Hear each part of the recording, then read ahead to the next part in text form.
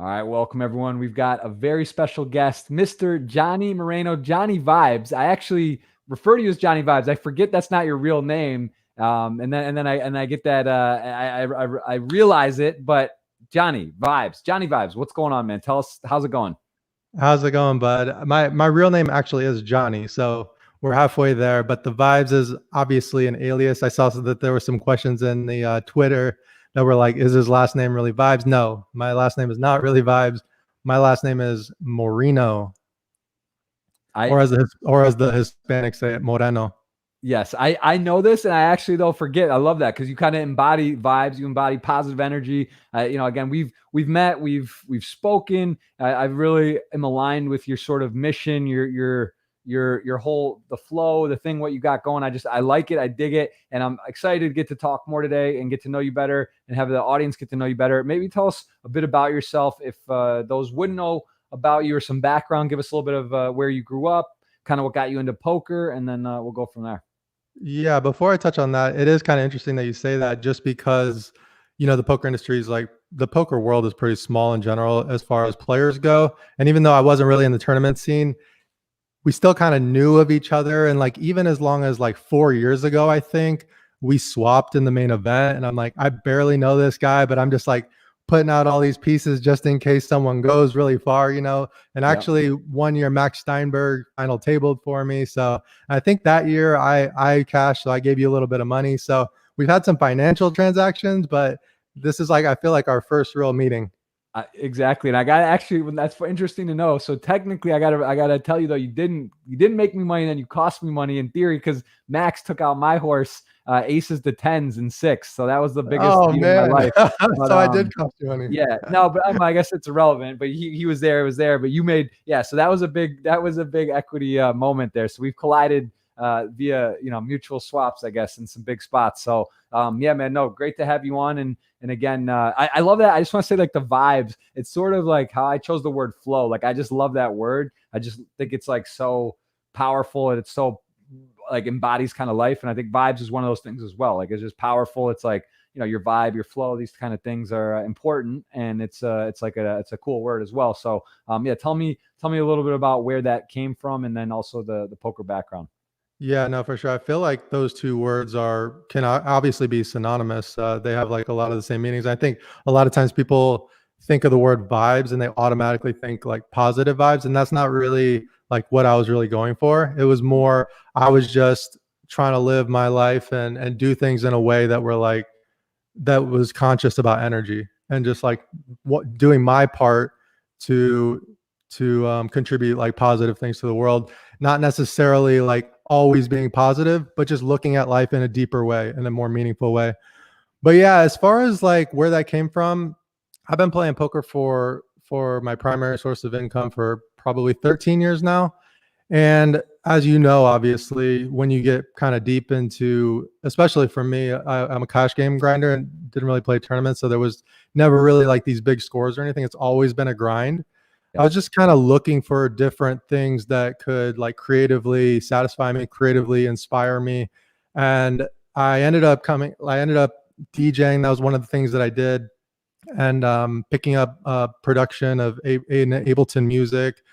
And another thing that I did was I wanted to create my own clothes. So I started a clothing brand. This was probably 2 years before I started vlogging. So Okay. I've kind of always been creatively inspired. And the name of the company was Vibes Clothing.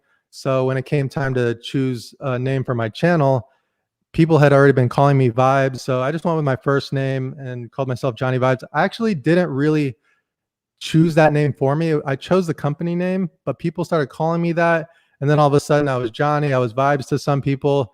And when I created my YouTube channel, I didn't think that it was going to be a thing. I thought it was just going to be a place where I kind of had fun uploading videos. I didn't think I was going to create this alter ego called Johnny Vibes. It's kind of crazy how everything happens like that. Yeah. No, it's taking the first step and doing diving in again. And with people in poker nowadays, I feel like there's basically people that are making it or successful and able to do it for a living. There's basically two people or a hybrid. It's either you're kind of like a wizard, solver, sorcerer, playing GTO, you're just like studying and a crusher and great player, or you're sort of like a content person, that also obviously can win and play good poker, but it takes a lot of time. You know, it does take a lot of time to produce content, to do videos, to upload, and it's sort of a hybrid. I think there's some that kind of cross over and do both very well, which is, you know, even more impressive because it's an art form. And I give a lot of respect to people that do create a brand, that create whether it's a vlog, a Twitch, a podcast, whatever it may be. It does take a lot of effort, time, and you know, it's cool to see because it's hard to start. I think you would say, is that true for you, that, you know, diving in, like you said, you don't really necessarily know what's going to happen or if you're going to do it. But you kind of give me a little bit about the start. Like when did you kind of say, you know what, this is a thing, I'm going to push at it, I'm going to put some money into it, I'm going to buy equipment, I'm going to go on it. When did you know that this was something you really want to pursue? Yeah. So one of the things that I like to do is when I'm creatively inspired to do something, I'll kind of like put it out there to my friends. I'm like, oh, hey, I'm going to pick up DJing and like, I'm going to put out a mix. And I created like a mix and I uploaded it. And then I told all my friends about it. And then I was like, you know what? I'm going to DJ in a club one day. Even though I wasn't ready for it, I just kind of announced it to the world. And once my friends knew that I said I was going to do that, I kind of always I had to come through on it. So the same thing with vlogging. When I decided that I was going to make a video, I told people, hey, I'm going to make 10 videos and I'm going to put it on YouTube. So even though like nobody really watched the first one, nobody watched the second one, I kind of signed up for 10 videos because, you know, that's what I declared out to everyone that I was going to do. And it's interesting. I never really expected to make videos beyond this 10. I thought it was going to be like this like bookend project that I did.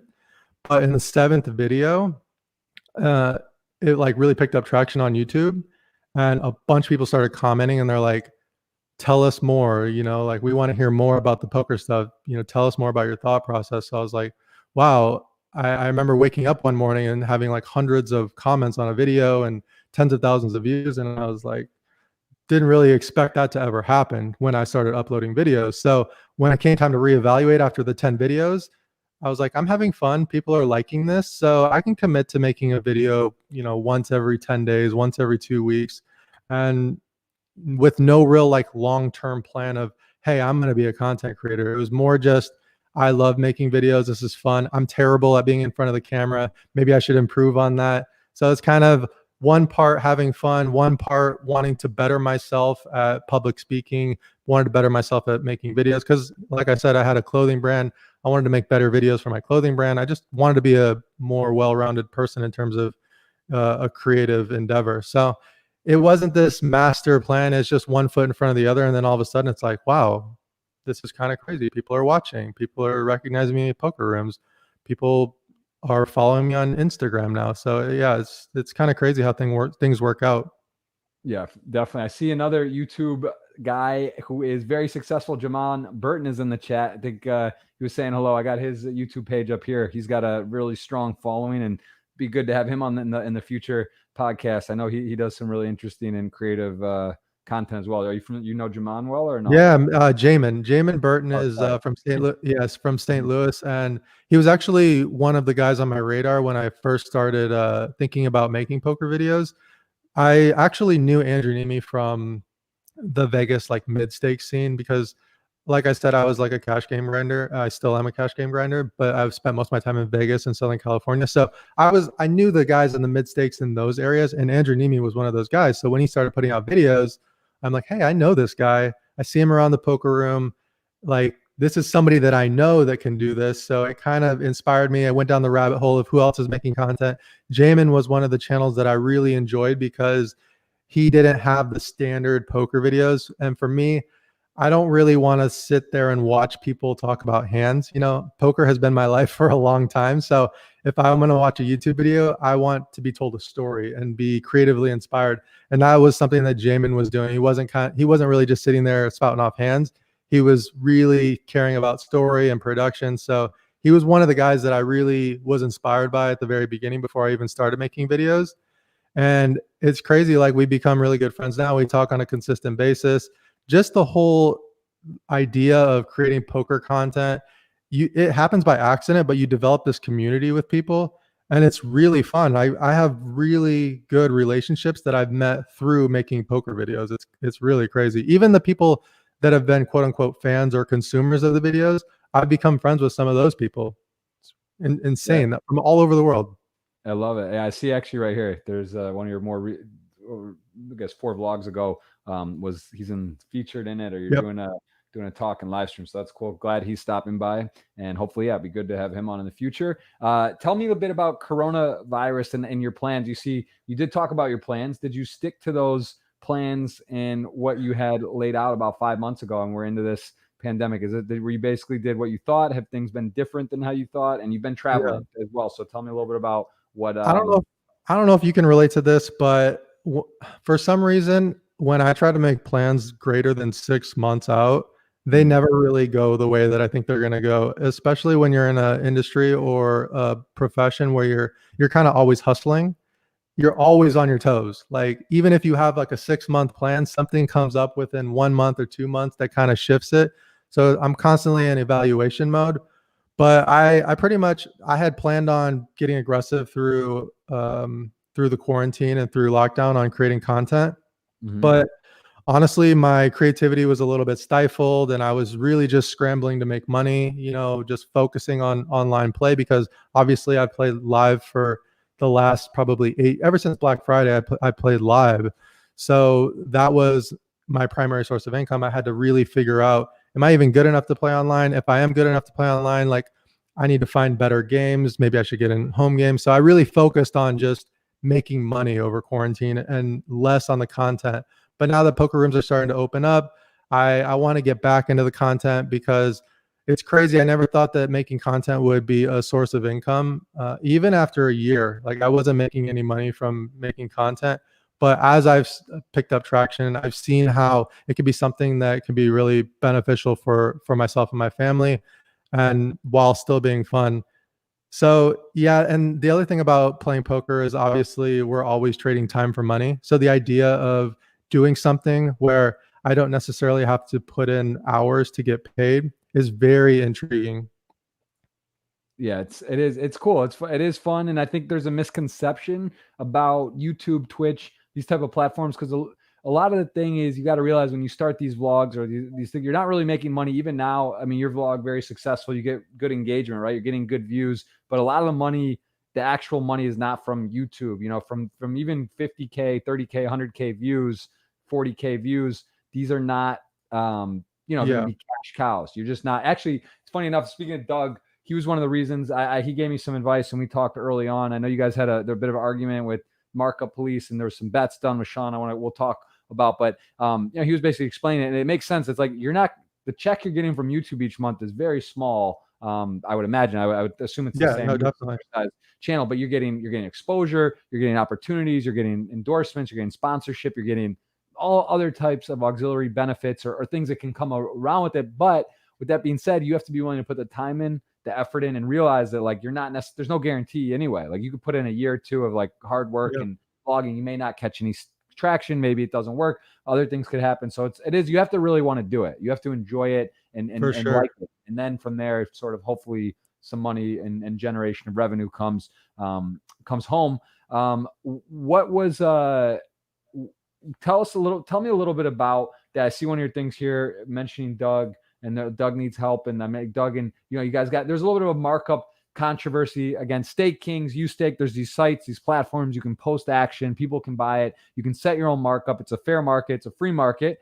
Tell me a little bit about what happened with this and what sort of transpired, just to kind of have a better idea, because I do remember it. I don't know all the details, and I'm very in tune to staking and how it works. So I want to kind of get a look at that and Yeah. like a more closer view from your mouth, because it's hard to get information. You hear your side Yeah. a little bit, you hear these guys you can take a fact and like make anything look how you want. So give me Yeah. the real deal here. Yeah, no, you can definitely take things that people say and make videos about them and make it a big thing. Right. That's But anyways, yeah, as far as the markup goes, I'm not a tournament player, and it's not something that I ever pretended to be. But every summer, I would go to the World Series of Poker and meet up with all my friends, and we would play some weekend tournaments and play the main event. That was pretty much the extent of me playing tournaments.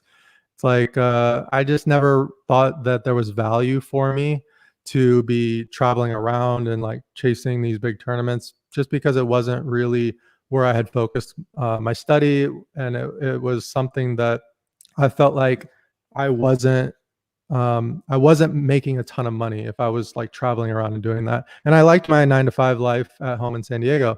So, but like I said, the World Series is different. It's something that I've done every year for over 10 years now. Played the main event 7 times. And I always just kind of sold to the other high stakes and mid stakes players that I would play with at my local casino. And, you know, for the main event, we always sold for like in the 1.5 range, just because nobody wants to give up equity in that tournament. You know, it's like the one chance at retirement.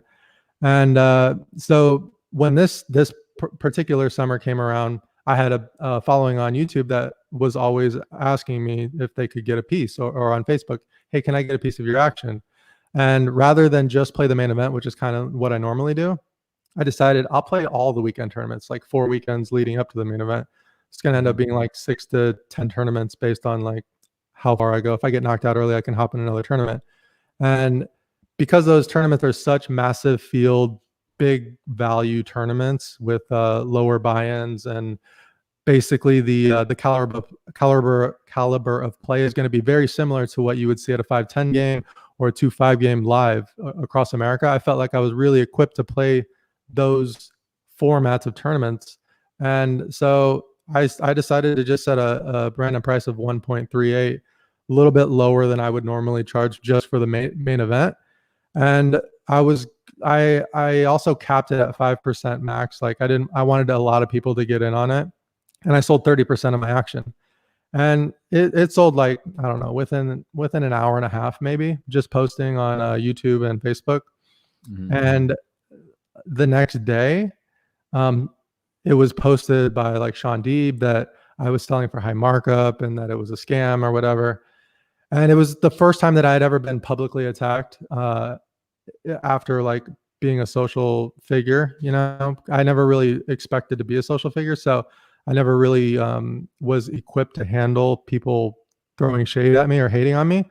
So I was definitely really reactionary when Sean Deeb came at me on Twitter, because I was upset. You know, like something that I vehemently disagreed with him, that I was quote unquote scamming people. I felt like I was allowing my audience a fun sweat with me, and something that didn't think was going to be losing them money. And if it was losing them money, it was going to be negligible. So long story short, he's never been wrong about anything. So it was not worth arguing with him about it. And I learned a lot from the situation. And at the end of the day, I said, look, I don't want to like argue with you about what I'm worth. So let's just put a bet on, you know, my tournaments versus your tournaments in these same tournaments. That way we don't have to talk to each other anymore. We don't have to like bicker and argue. I can put my money where my mouth is. You know, it doesn't have to be this like mudslinging match on the internet. And I thought that would just handle it. Like, even if I lost, I'm like, at least he's not going to like come after me anymore. He'll just like win the bet and he can leave me alone. But it ended up, I won the bet. And I like collected from him, and he never apologized. And of course, Doug never apologized either.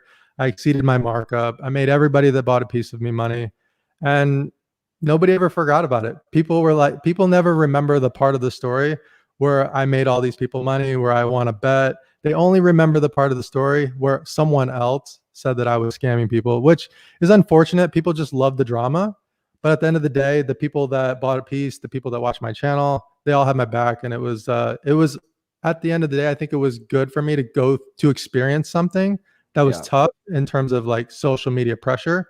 Because I feel like I learned a lot from it in terms of not responding, taking the high road, you know, just not being consumed with what other people think about me. So I think it was a good lesson in a lot of ways. Very interesting. I do want to touch on that because, like I said, I'm involved with Stake Kings. I've used it. I think in terms of it's a little complicated as well, because when you talk about what you do, what I do, streaming on Twitch, providing engagement, providing, there's a lot that goes into it. You could start going all the way through it. The equipment you use, the travel, all the other stuff. Like, let's say your real price in that tournament is 1.5 2-9 or 3-7 or whatever it is, or maybe it's whatever. It's sort of irrelevant, right? I guess the real argument is about making sure people are aware how things work, what's standard, like they're not, that no one's getting taken advantage of. Because I will say, like on Stake Kings, initially, what was happening with a lot of major streamers were on there, and it was sort of just like from that perspective, like, hey, put up action. Let's just take the Party Poker big game. It's 5K buy-in, tough field, right? It's a 5K buy-in, $1 million first prize. If you sold action, or anyone put action on there, let's say if you really broke it down, you could probably sell a bunch, and people don't really care, right? Because it's like, oh, they buy $10. It's what's partitioned. It's a marketplace. People can buy small amounts of money. They're buying $20, $30, and say it's 2.0 markup. They may not even think about it. There's like, I want $10 of action and whatever, right? So it's a little tricky, because it's like there's a fine line between, is it like taking advantage of the situation? Is it giving people what they want? And if you told people, look, my real value is X, I'm selling at this, all of the stuff built into it, it's a premium. Is that wrong? Like, I don't, in 1.38, it's not like Helmuth got crushed for this too. I think he sold at 1.8 or 2.0, and similar thing. Like, people probably buy 5.0 of Helmuth or whatever, right? If they just like for $10 or $5. So it's like, where's the line? Where are you letting people know what's fair, what's not fair? And it's not really just a clean cut formula. There is other stuff to it. And I think that's unfortunate that it got blown out of proportion like that, because I don't know where you came up with the exact number, right? Like, it's like, 1.48 could have been 6. Like, I think you just basically said what you calibrate it to the main event. It's WSOP. It's like, I don't want to sell for even money. I don't want to take advantage. I'm just going to pick a number that like is like I get a little value. Yeah, I think what I did is I added up the total number of tournaments. And then I just said, if I'm going to give up this, I want to bring in like, it was like $30,000 for that particular package. Right. And then I just divided 30,000 by the number of like people, percentages or whatever. It came out to 1.38. And it's funny, when the wording that I used in my Facebook post was very like, you're buying a lottery ticket. Like, this is, don't expect to win money. So obviously nobody talked about that either. Right. Yeah. It's a tricky thing. And I think I get your side more. Like, I think it's also kind of predatorial, the language, right? When you start saying scammer and this, that's pretty intense. And like, the thing is, that's the biggest thing is like, I had no issue with Sean coming out and saying that he didn't think that I was worth that. Yeah. Or language that said, hey, I don't think this is a good buy. But like, when you use the word scammer in the poker industry, this is already a fragile industry, and something that's so far away from scamming, it made me so angry that I felt like I had to fight back. Right. It's again, Doug and Sean, I think, are two of the more polarizing characters. Right. They're guys that can really, the people listen. They have big followings. People respect them, for in terms of what they like. They know that they've made it in poker. They're very good poker players. So like, I don't know. They like, because at that point, when you use that language, it's almost like attacking, like he knows you, or he's saying that you're doing something wrong. And I mean, that's essentially where it's at. And I just think that, it's probably, it seems a bit unfair and a bit over the top, right? So I get your stance that you needed to like sort of step up and say, look, like, here's where I'm at, and all that. I just kind of want to cover it. I think I have a little better idea on that, how that all went down. And like I said, I get where you're at, and I get the whole thing. And I think that's it looks like you handled it well, and just, if anything, you learned and went through it. You actually persevered. You did win a bet, which is nice too. Got some extra content, and but at the end of the day, I definitely could have handled it better, and definitely took some lessons away from that. Yeah, I mean, listen, Doug and Sean again it's kind of it's interesting, because like, I don't know them that well. Again, met them, kind of know their deal. Like, I don't necessarily get it, because it's like at some point they like they're sort of policing the poker world. They put people on, kind of they do. It seems like they're like want the best and look out for people, but at the same time they just so like, so firm and so like intense, right? But like at the same time, like they are sort of known as like integrity and poker ambassadors, poker sort of making sure that things are fair. So it's kind of like a bizarre like line they're treading, like it's just I personally I like them from in general, like my interactions and what I sort of believe, I just, from what I hear in bits and pieces and sort of arguments and things that spur up, I'm just almost like unclear what like exactly is the, you know, because it's like, if, for example, you, someone I don't know extremely well, but everyone I know who knows you has all positive things to say. I know you're a good person. I know you're, you know, you're really good for the community. So just like these type of things where I feel like people that are definitely good people and definitely in a spot that's maybe close, like to go that hard just seems kind of bizarre to me, you know? Like I just can't really put my head around these things. I don't know. Yeah, I mean the poker industry is definitely filled, not just Doug and Sean, filled with people that think that they know everything. Like we and this is poker players are just intellectual people in general. So we have egos, we think that we know more than the next person. So it Right. doesn't surprise me when I see certain people like can't lose an argument no matter what. Because in my mind, I expected them to take a step back and say, I was wrong. I'm sorry. And like make a public apology. But there's some people that are never going to be wrong no matter what.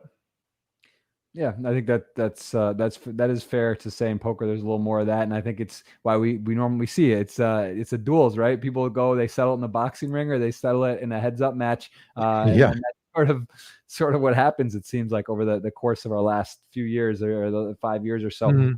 Thoughts on the Doug and Daniel thing? Do you have any thought? I mean, you saw the video, I'm sure, and sort of Doug really went after Daniel. He's gone after him, and kind of got his, you know, they're going to battle in a match. What do you have any thoughts on that sort of in confrontation? Um, You think it's, well, yeah. yeah, go ahead.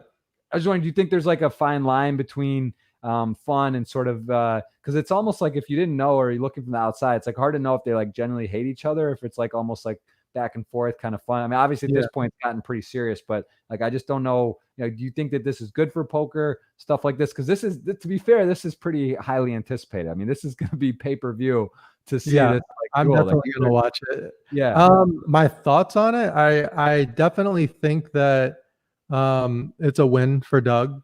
Doug has been after Daniel for a long time in the public eye, yeah, and you know some might say it's marketing on Doug's part to kind of insert himself into these kind of situations. So for Daniel to let him get under his skin so much to the point of where Daniel's willing to play him heads up in a format that Doug is obviously a huge favorite in for a big sample size.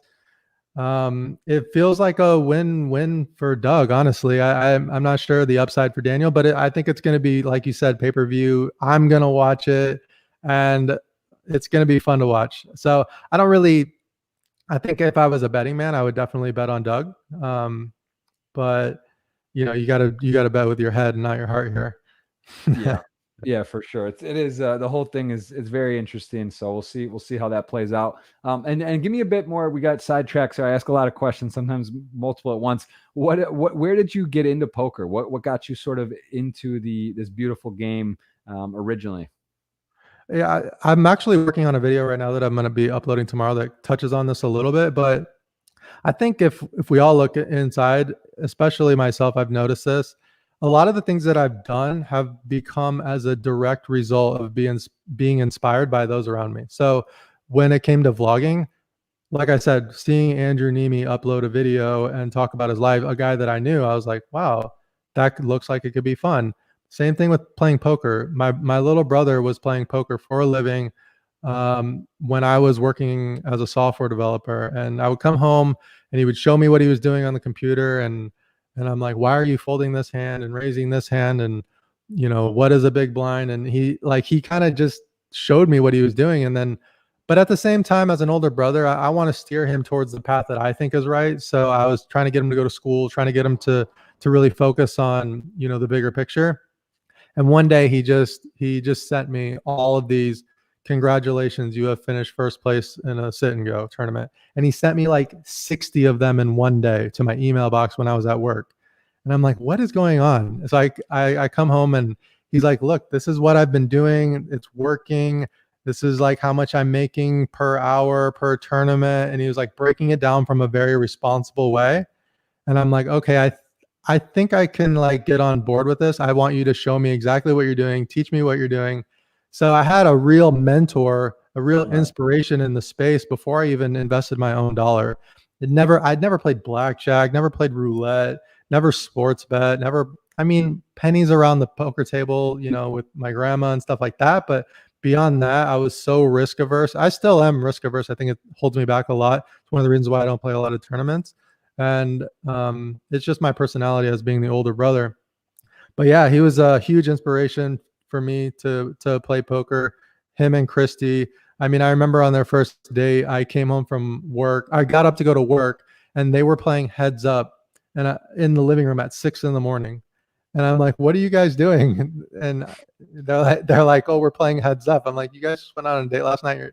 You're not in the bedroom making out. You're in the living room playing Heads Up. Like this is the first date." Wow. That's crazy. So you were there for that was what? That's in Fort Wayne?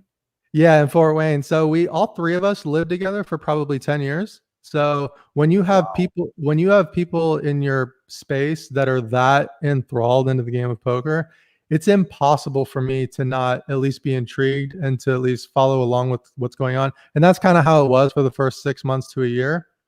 And then eventually it was, I think I can do this too. And one day left my job 13 years ago, one foot in front of the other. You know, you talked about like in 2020, the poker player nowadays is either a wizard, someone that, you know, studies their ranges and solves and things like that, or there's someone that's like a hybrid of creating content. I actually think that there's something in between.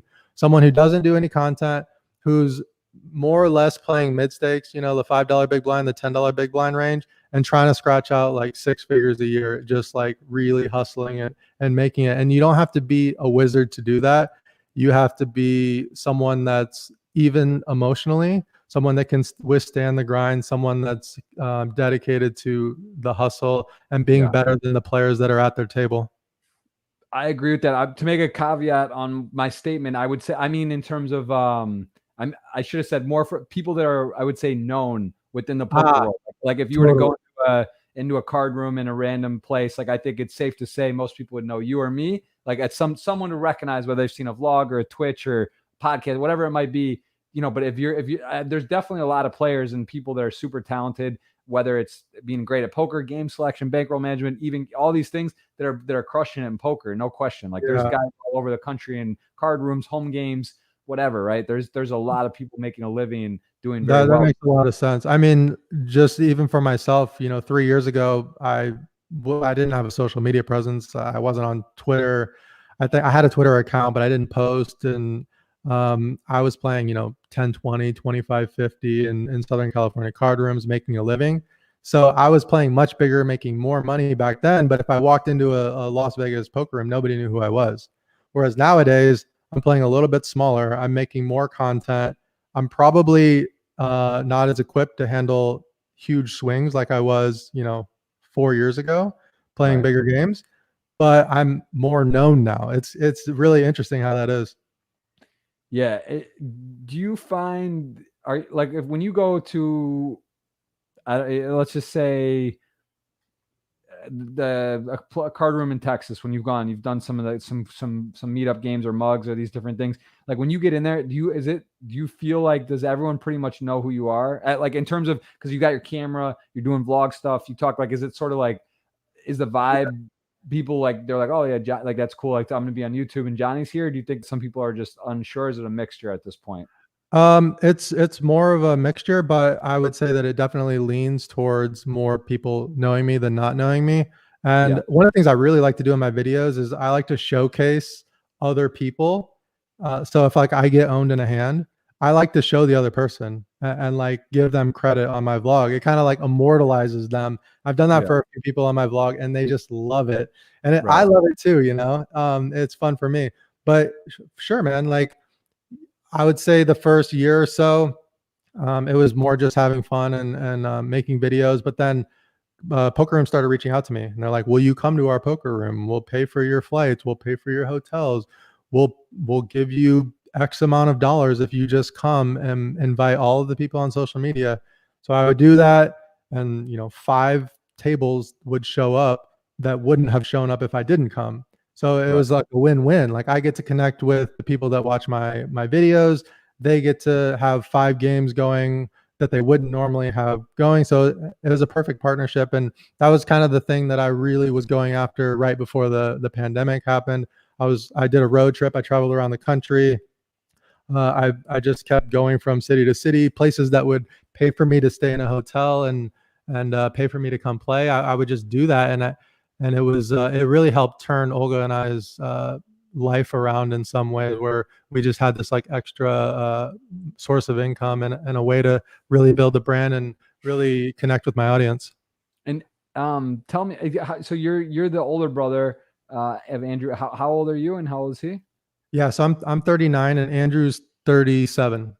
Okay. And you're with Olga, you guys are now, that's how long have you been dating? Yeah, so we've been married for 3 years and together for 9 years. Oh, wow. So So you're dating for a good chunk, and then you got engaged and married in the last yep, two. we got engaged at the 2015 World Series of Poker Final Table, the year that Max went deep. It was like suited up for Steinberg. So everybody was all dressed up, and I would talk to Sarah Herring, and I created this ruse interview where it was like, hey, you guys are here supporting Max. Tell your thoughts about Max. And that turned into like me proposing on Poker News. So we have the video forever now, which is really amazing. Damn, we're actually, man, we have a lot of similarity there, because I had I proposed like I think a few days later as well in Barcelona. I flew out, and like I had, it was a huge sweat. I had a nice piece of Tommy He final tabled, Yeah. and like that was also kind of like, it's nice to get that financial boost, and like I don't know, maybe get a little extra pep, but almost, so within a week we both had some similarity there. That was when I got engaged as well. So that's cool. And so how has that been? How is she with poker? Is she super supportive? Yeah. Does she know how to play? Does she like help with editing or planning? Like you guys are sort of like a team where she's booking, places, reaching out, and like how does that work? Yeah. So I think that one of the advantages of meeting Olga after I was already a professional poker player was that she knew what she was signing up for. I wasn't like working in corporate America and then coming home one day and saying, Olga, hey, I think I'm going to quit my job and start playing poker. So it was none of that. It was from the very beginning. She accepted the fact that I played poker, and she championed me and she supported me. So it definitely was a learning process in some ways, because for myself and for her, because sometimes I would get crushed at the poker table, lose 10K, come home, and I would be a little bit upset about it, and I, wouldn't want to talk. And then she's like, you should talk to me and tell me what happened. I would tell her I lost a bunch of money. Then she would get upset. Then I'm like, okay, I don't want to tell you anymore because now you're even more upset, Right. So it was a process of, hey, I want to be able to share like stuff that happens at the poker table with me and have you comfort me, rather than like me now needing to comfort you about me losing. So it was definitely a process, and we're to the point now where she actually doesn't know, based on my mood or reaction, if I had a winning or losing day. It's like it's just another day. So um she's been amazing. She doesn't play poker, so we're not really in it together. And I kind of like that. I kind of like that our lives are pretty separate. She's a hustler. She does PR. So she has helped me, schedule my stops for poker tournaments. If we're going to X country and there's like a hotel there, she'll reach out and say, hey, well, is there any way that we could like trade some video editing of like your property for a discounted rate or a free rate? So she's on her grind too, with like trying to help our life with she has her own clients, but she also chips in occasionally to help with my stuff as well. That's awesome. Yeah, I think I want to touch on that, because I think this is getting more and more popular, and wondering your experiences with hotels, but also, I mean, yours is a little different too, because you're doing specific meetup games and games opportunities. But how have you found that experience of sort of negotiating on these deals? Because what Andrew Nemi, Brad Owen does, you do. There's a few others, like those are some of the bigger ones doing it, and both those guys have been on the podcast as well. It's pretty interesting, right? Because this isn't like say Poker Stars, Party Poker, GG, ACR sponsorship type deals, right? Where you get like a contract. These are actually very interesting in casinos, and it's not really like a formula, I think, because like it's kind of hard to know. Like they can see, oh, you have X many followers, but what you can kind of tell about, once you get a portfolio, you can give a little more context. But it's kind of tricky if you're like going to a card room in Dallas and it's like maybe the guy knows you, maybe he's a super fan, maybe he doesn't, maybe they approach you, maybe you approach them, but like how have you found that rate in terms of what's fair? Because it's like it's kind of ambiguous, right? It's kind of tricky to say. And like, is it done like, well, they say, well, if you get this many tables or this many people in the door, or they pay a flat rate? What's kind of the economics on these sort of situations? It's definitely trial and error. And I remember the first time that I ever hosted a game at a casino, I did it for really cheap. I said I did it for $500, which like obviously is pretty much nothing in terms of poker. It's like not even a full buy-in for playing in the game. So, but I was like, I want to prove that I'm going to bring them value if they give me this $500. And it was a huge success. And they're like, come back anytime you want. And they get to quantify it really quickly because they're like, well, we normally on a Tuesday at 6 p.m. we have X number of games, but the day that Johnnie came here, we had this many games and they lasted for this many hours. And then after he was done playing, everybody went to the bar and the bar tab was this, as opposed to the last weekend on Tuesday night, the bar tab was this. So they really get to X's, they get to see the dollars immediately pay dividends. So it allows me in the future to have more of like a say, like, hey, if I do come to your casino, this is likely what's going to happen. This many players are going to likely show up. We're all going to go to the bar afterwards. Also, I'm going to make a video outlining what happened after, which 80,000 people are going to watch that video and they're going to learn about your card room. So there's some intangible. You're going to be on page 1 of Google when people search for videos for your casino. So there's other value. You might get a lifetime customer from someone that didn't actually know about your casino before. So not only do you get value in the moment for these games on the night, it'll pay dividends for years to come through like customer retention and having a presence on the internet. And the great thing about it is I always say, I'll make a video, but it's not going to be promotional. It's strictly going to be what happened when I came to your poker room. I'm not going to say this is a great place to play poker. I control all the content on my own channel. If it wasn't a great experience or the floor treated someone terribly, I'm going to talk about it in my video. I'm just going to be straight up. Like you're not paying for a commercial. You're paying to have me like come and host a game. That's pretty much it. Right. Yeah, which is cool. I mean, that's authentic. It's also card rooms that are good and they know they're good. They're going to want you there. And maybe some places that are just like making money and kind of don't have a great product, they're not going to want you to do that. There's an interesting story actually. On one of the stops, I went to El Paso to play in this brand new room that not a lot of people knew about. But the owner had reached out to me and said, "Hey, will you please come to our room? I've seen what you've done with other card rooms in Texas. I would really appreciate you like helping us out." So I was like, sure, I'll do it for this amount. I just want a hotel that's dog friendly because I'm bringing my dog. And we set it up, and it was the only time that was really a failure. Like people didn't show up, and it was this perfect like harmony of me not having enough time to build like some hype around coming, also them being so new. Also, maybe they didn't have the best reputation. I don't really know exactly why it happened, but I didn't deliver on that. So I actually just gave them the money back. I'm like, I don't want to take money if I didn't deliver on my end of the deal. So you definitely want to be as good of a partner as you can. Otherwise, people are going to know that you're not a good partner. Yeah, and do you feel kind of nervous, anxious, excited? Oh, dude, yeah, it's so nerve-wracking. It's like I don't know if people are gonna come. Like, right.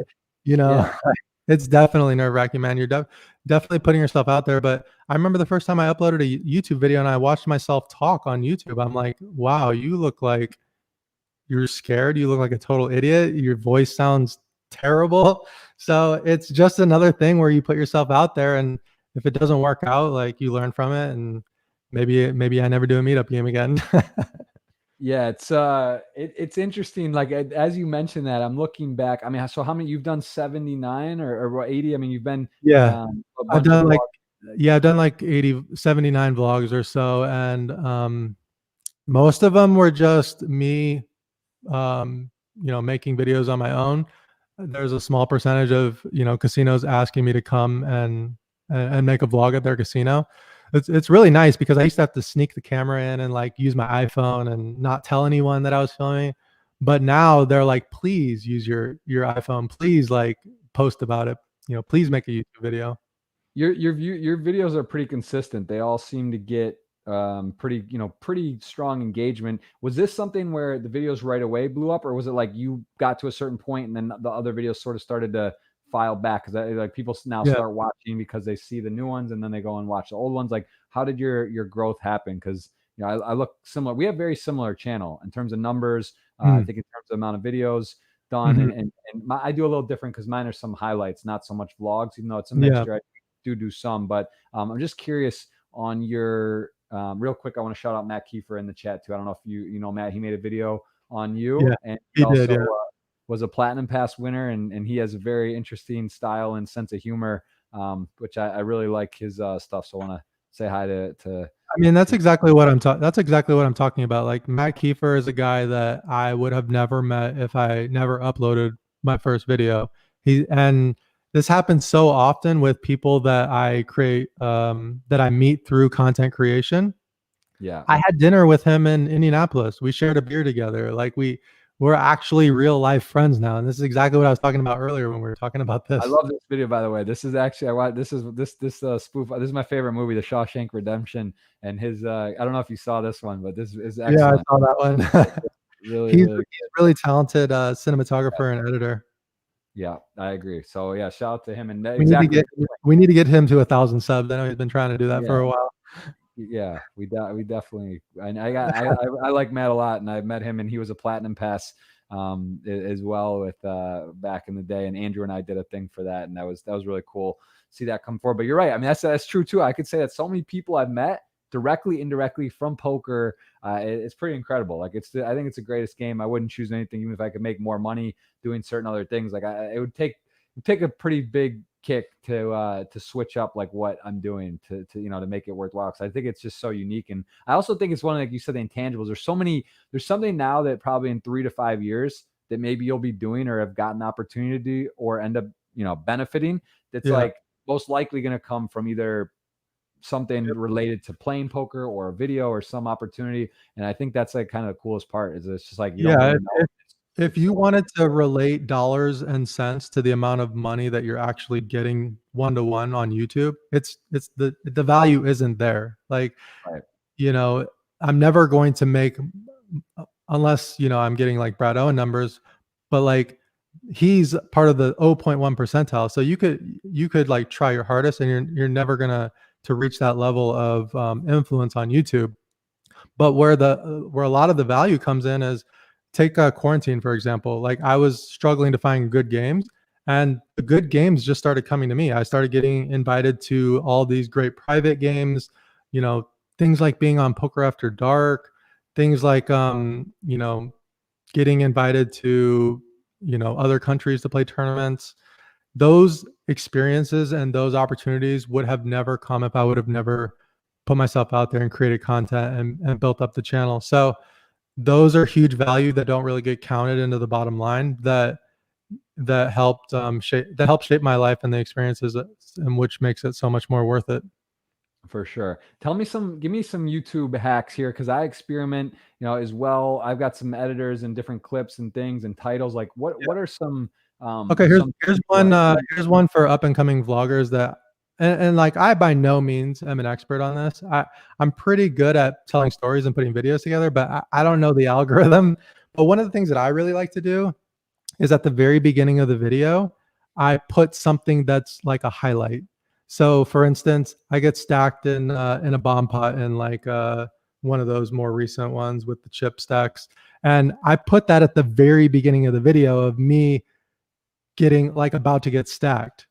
And then I'm like, welcome to my channel where we talk about blah blah blah. A lot of people will start their video with, "Hi, I'm John Smith. Welcome to my poker channel." So maybe go to one with the chip stack. Go to one with the chip stack. Maybe that one, yeah. Oh no, that's the meetup game announcement. The back one more. That one. Up. No, up. Yeah, right here. this? Uh, No, up one more. Yep, try that one. Okay, yeah, here I am all in. I'm moving my chips all in, and the guy says call, right? And I say, "Oh my gosh, this is the worst possible hand that you could have." And then the video starts. So you're kind of already watching poker before you were even introduced to me or introduced to the video. And then I drop like, this is what's going to happen. What I see a lot of content creators do that are just starting out, they're like, hi, my name is John. I create poker videos. And by the time you're 10 seconds deep, they haven't really told you anything, and people click off and they like move on to the next. You only get a couple seconds on YouTube to capture someone's attention. So try to do it in the first 10 seconds and then let them know who you are later on through the video. Right. Who, how does this work in terms of at these rooms? Do people sign a waiver? Like when you're in the table, is everyone there? Like you can film, is anyone who says you don't, like, do you have to ask, do you have to get permission from every one of these people to be on video? Or is that basically they're signing something when they come in that day because you have Yeah, so what the casinos do is it's a partnership. Like they're advertising that I'm coming. I'm advertising on my end, they're doing it on their end, they're building up hype for the event. And then when they enter, there's a sign that says by entering, you are agreeing to have your likeness used for filming purposes. And like so they know by coming in. And honestly, everyone's super excited. Like they're like, am I gonna make the video? Is this hand gonna be in the video? And I'm like, yes, you own me this hand. Do you have anything to say for yourself? And I'll put like the camera on their face, and then I'll try to use that in the video to kind of immortalize them on YouTube a little bit. Right. I had one guy tell me that, I used one of his hands in the video, and I talked about how his play and how he made a good play and how he won all this money. He's like, my grandma watched that here in Ohio, and she was so proud of me, and she loved it, and like that makes me feel amazing, like Yeah. I love giving other people the spotlight in my videos. Yeah, that's cool. I do like, I will say you're the style, because like I've done similar videos, but I like this angle, like showing the cards and the table, like putting it right there instead of having it sort of off. It's interesting. No, I think that's also cool. You can really, like, I watch videos. Yeah, I would imagine you're the same. I don't have a lot. I'm not watching like your videos, Andrew's videos, Brad's videos. Like I'll come in and check in a little bit. Like even just watching a minute or two, you get kind of a feel. You Yeah. can see some of the stuff, in terms of like how you're showing the cards and doing the stuff. Have you made a lot of adjustments from the beginning? Oh Like yeah. Oh, you're yeah. constantly adapting. Totally, man. It's just a process of trying to improve my production value, try to improve the storytelling. Like like maybe back in the day, I wouldn't have slid those pocket kings right in front of the camera.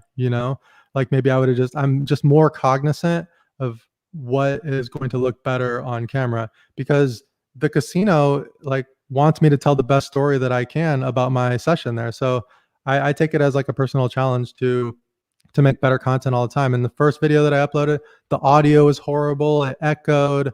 Yeah. My camera presence was terrible. The camera angles were horrible. I was definitely not a pro poker vlogger when I first started out. Right.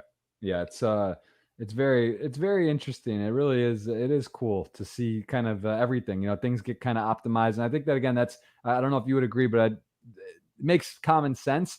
The first, you just got to take those steps, because if you just wait, you're just never going to do it. Whether it's on your cell phone and your first videos on your iPhone, which now obviously iPhones and stuff are really good anyway. But Yeah. if you're waiting for the perfect situation, it's going to take a while. Also, you just gonna have to come to grips with.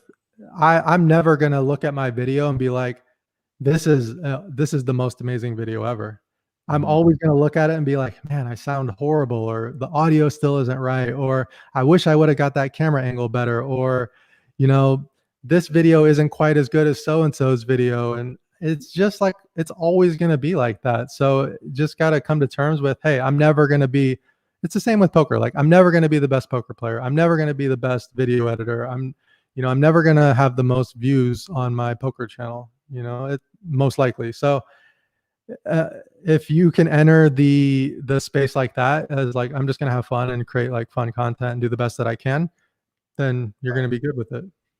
Um, yeah, I agree with that. I agree with that. What is the biggest learning you've had from vlogging? Like, what is something that really has that you taken to heart, that you love, or you've just kind of like, wow, like this is amazing, or I'm glad I did. You do your own editing?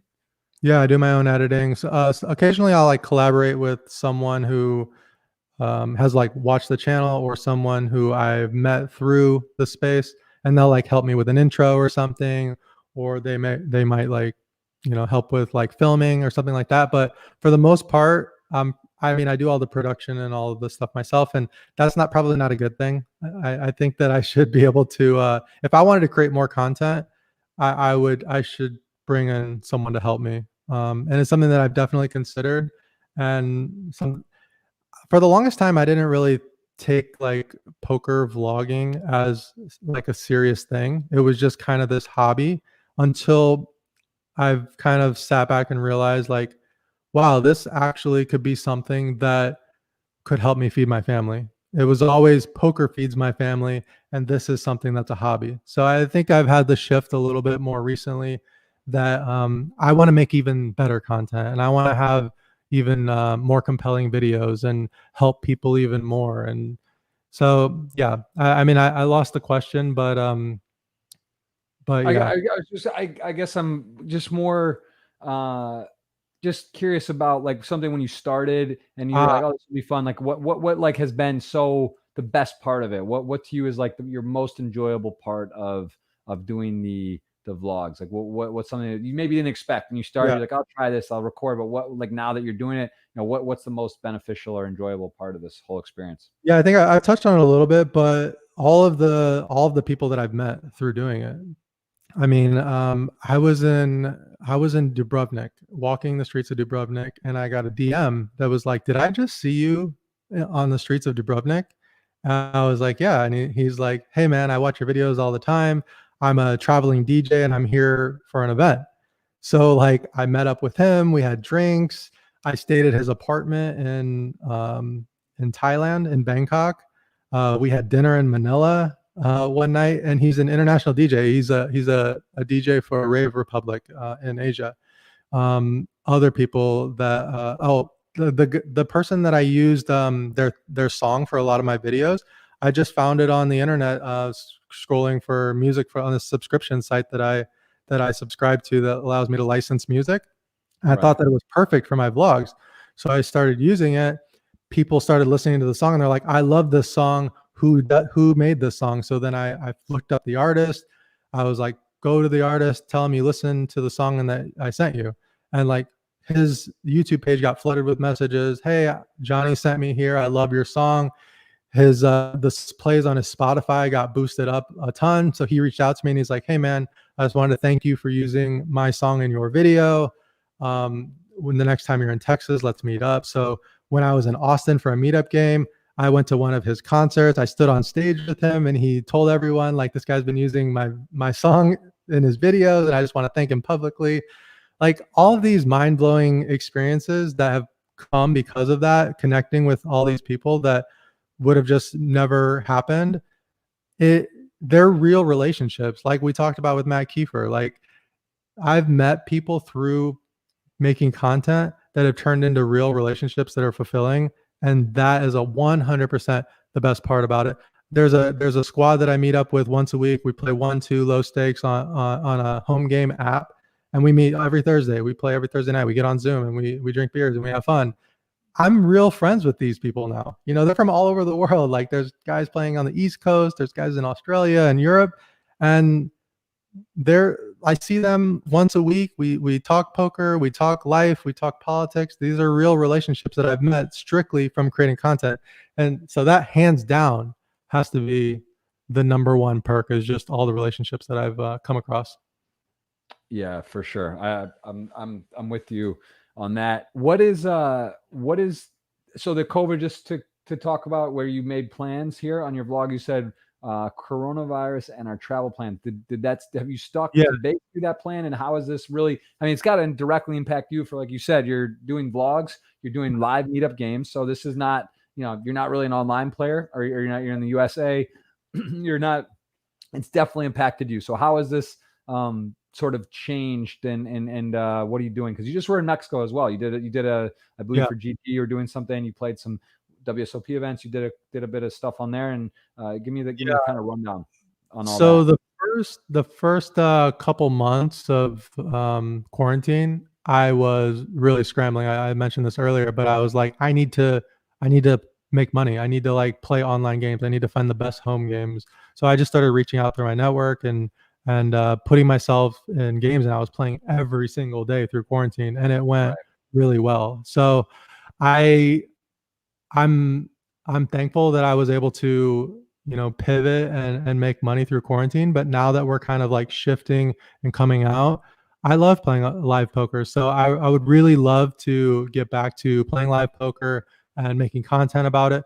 But in the meantime, I'm going to keep playing online. I'm going to keep playing my home game, and maybe go to Mexico. But I'm actually finding the private home game environment profitable. So it's definitely something that never even was on my radar until quarantine happened.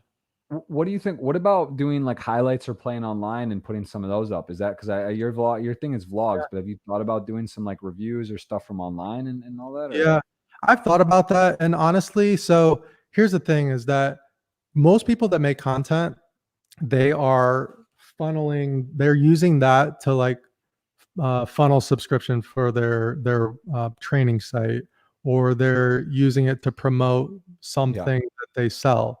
Like at the end of the day, I don't have an affiliation with any poker site. I don't like have a training site. I don't I have like my clothes, my merch that I make that like, I don't really make any money on, but I love seeing people wear my hoodie around, or like my t-shirt or whatever, or my hats. So that's more of like a fun project for me, just because I like fashion. Yeah. So for me to sit down and like talk about online hands, there's no real incentive for me to do that. Mhm. I help people all the time in my Facebook group, just because I like helping people. But I really just focus on making a living. So yeah, I don't really think that like playing online and like making content about it is going to be something that's going to be in the cards for me. For sure. That makes perfect sense. Do you believe the state of poker? Where do you think we are in terms of for the U.S.? Let's take that, like the U.S. poker climate. There's Pennsylvania Pass, Michigan Pass, West Virginia. There's some signs of life. Do you believe that this is something that in a few years' time that this could be open? Like, are you paying Yeah, attention to it? I mean, I know that I'm a little bit worried about online poker, not in a sense for regulation in the US, but just the technology that's like coming out every year that's making it harder for the average guy. And I would consider myself like close to the average guy when it comes to playing online. So it makes it really difficult for people to be profitable online. So less the regulation and more the technology that's coming out that's really hurting the game. Yeah. Um, in terms of live, I think live poker will always be a thing, and we're just on a short hiatus now. And because what you can never duplicate is the ability to sit across the table from someone and talk sports and talk about life. And at the root, poker is a social game, and in America, it's like the ultimate social game, and we're always going to have that. When we come out of this pandemic, live poker is going to be alive and well. It might just take some time. Yeah, I agree with that. And so is it fair to say you prefer live to online, correct? You like that's your Yeah, favorite? no, I definitely prefer live to online. It's like it's just social, I can still grind out a living playing online poker, and it's what I've been doing recently. But long term, I don't want my life to be, sitting in front of a computer clicking buttons. I would love to one day, honestly, just be a recreational player and not rely mostly on playing poker for my income. Like that's the dream, honestly. After like grinding for 13 years, I'm not a tournament player, so there's no huge scores here and there. It's literally just grinding out a living every year so that we can like take some vacations and put a little money in our Roth IRA and build for the future. Like Yeah. I'm like the guy in Rounders, Kanish. like it's just like scratching out a living. So I don't want Yeah, to do that forever for sure. absolutely. What about if you weren't? Oh, oh, hold on. Got a call here. I don't know why that's ringing. Hold on. I don't know. I'm getting for the WPT final table. I don't know why it's but I'm not on the commentary today. But I'm getting called by Matt Savage, so I don't know what's Okay. happening. Sorry about that. I was gonna say, what about if you weren't playing poker? What do you think you'd be doing or doing content? Well, that's a good question. It's hard to say. I was so like far down the what you're supposed to do path of writing software and just being in corporate America. But after experiencing what a life in poker is like, I really love hustling. I really love figuring out ways to make money. I love marketing. I love being creative. So I think if I left poker tomorrow, I would be in some sort of creative space that like was a marriage of marketing and um, you know business related type thing where I'm figuring out a way to make money, hustling basically. Yeah, that's it is fun, right? It's part of the. I think that's Hey. it is fun. It's fun to dive in and do projects and sort of find ways to be creative with earning money. I do want to make sure we save time for questions because there's a lot. You got a lot of engagement. Of course, got a lot of fans, vibes, and flow. I mean, it's hard to find stronger words in the universe, and I do associate vibes and flow with positive, but of course, there are negative flow and negative vibes, or just in general not always positive vibes. So that I do like I think that's it's sort of like a frequency, right? It's up to you to sort of put out these type of words and what sort of energy you want to give to things. So also just in terms of personal development courses, I know you've done some work. We've done similar stuff. Do you have any? Is there any sort of real? Have you done? I don't think you could. Have you done Burning Man or no? No, that we were supposed to go this year actually, and obviously that's not going to happen. Andrew and Christy, obviously, like I said, we lived together for 10 years.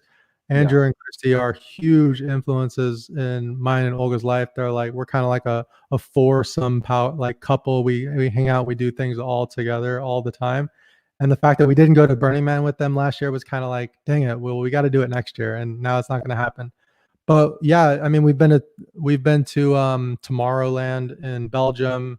We love traveling. We've been to Miami for Ultra and EDC Mexico. We've been on stage in EDC Mexico, which was quite an experience. But Yeah. yeah, Olga and I are very experience focused in a lot of ways, and we are big down the path of learning about ourselves and open to experiences, open to feedback, and you know dropping the ego. But obviously as a poker player it's tough to do sometimes, but for sure, yeah, we do. We're similar to you in that we definitely don't think we have it all figured out and are always opening to learning about ourselves. What is the favorite destinations you've traveled for poker and otherwise? Because you've traveled a bunch. Give me for Yeah, both. I played poker in a lot of places, as I'm sure you have as well. I love I'm a warm weather person, so I definitely love warm weather places. And we recently went to Thailand. I loved it. We had a great time in Thailand. As in terms of playing poker, the experience of being in Barcelona and being by the water and just the culture of Barcelona and being there, it feels like kind of James Bondish, like definitely a fun experience. Um, Played poker in Estonia and Dublin, Ireland, the Bahamas. The Bahamas isn't my favorite place just because Were, of were you at the Atlantis or the one at the Baha Mar? Which one? Atlantis. Yeah. Man, you got to give Baha Mar a chance. It's the Party Poker now does it there. It's supposed to be again in November, but it's a completely different vibe. It is. It's different. It's the Atlantis is fine. I went there for like 10 years in a row, but Baha Mar is just it's closer to the airport. It's like a win. It's sort of like a win in the Bahamas, Mm. and the restaurant, the layout's nice. It's just clean and fresh. You would love it. It's I definitely. oh I also played poker with Angel Guillen in an underground Mexico City like mansion with like security guards and No, like couldn't you probably couldn't vlog that one, right? I did, and I kept it real low key. I just didn't show any like distinguishing features about the place because I didn't want it to obviously like advertise about this place. But we definitely made a video about it, and yeah, it was amazing. Like that. I here in Tijuana, I'm gonna have to check that one out. Do you remember what number? yeah, it's I think it's like number 20 or 20. Under Yeah, 20. Oh, Yeah, very cool. Yeah, I'm gonna yeah. watch. That's their rooftop in Mexico right there.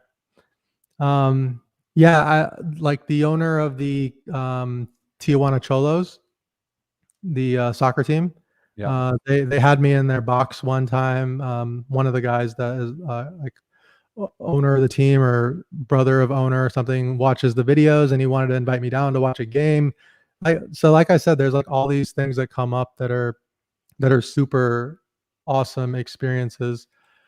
So yeah, playing poker around the world has definitely been a treat and something that I love. You know, most recently was in the Philippines at this like extravagant new casino in Manila that reminds me of the Wynn.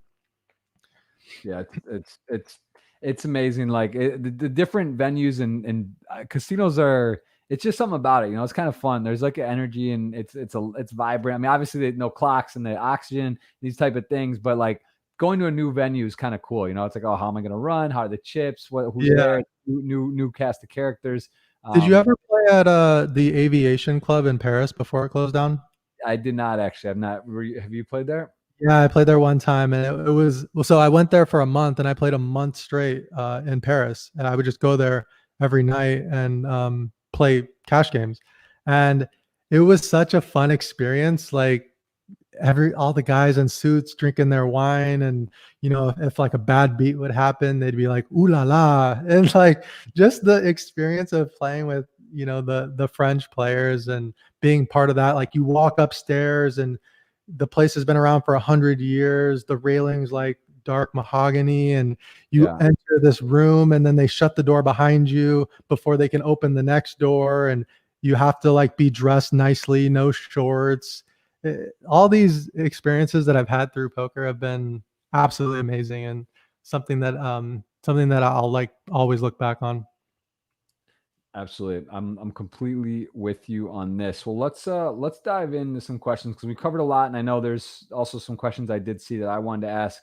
So let's kind of go through here. Uh, okay, well, Ghost of M right here, just a fresh one off the top. Lead mod, the man right here, Marco, asking what his thoughts are on game integrity, playing in different states and different card rooms. Does he ever decide not to play in certain states or venues because of his opinions on how rules are enforced? Is there any places you don't agree with, or just the vast difference on this stuff?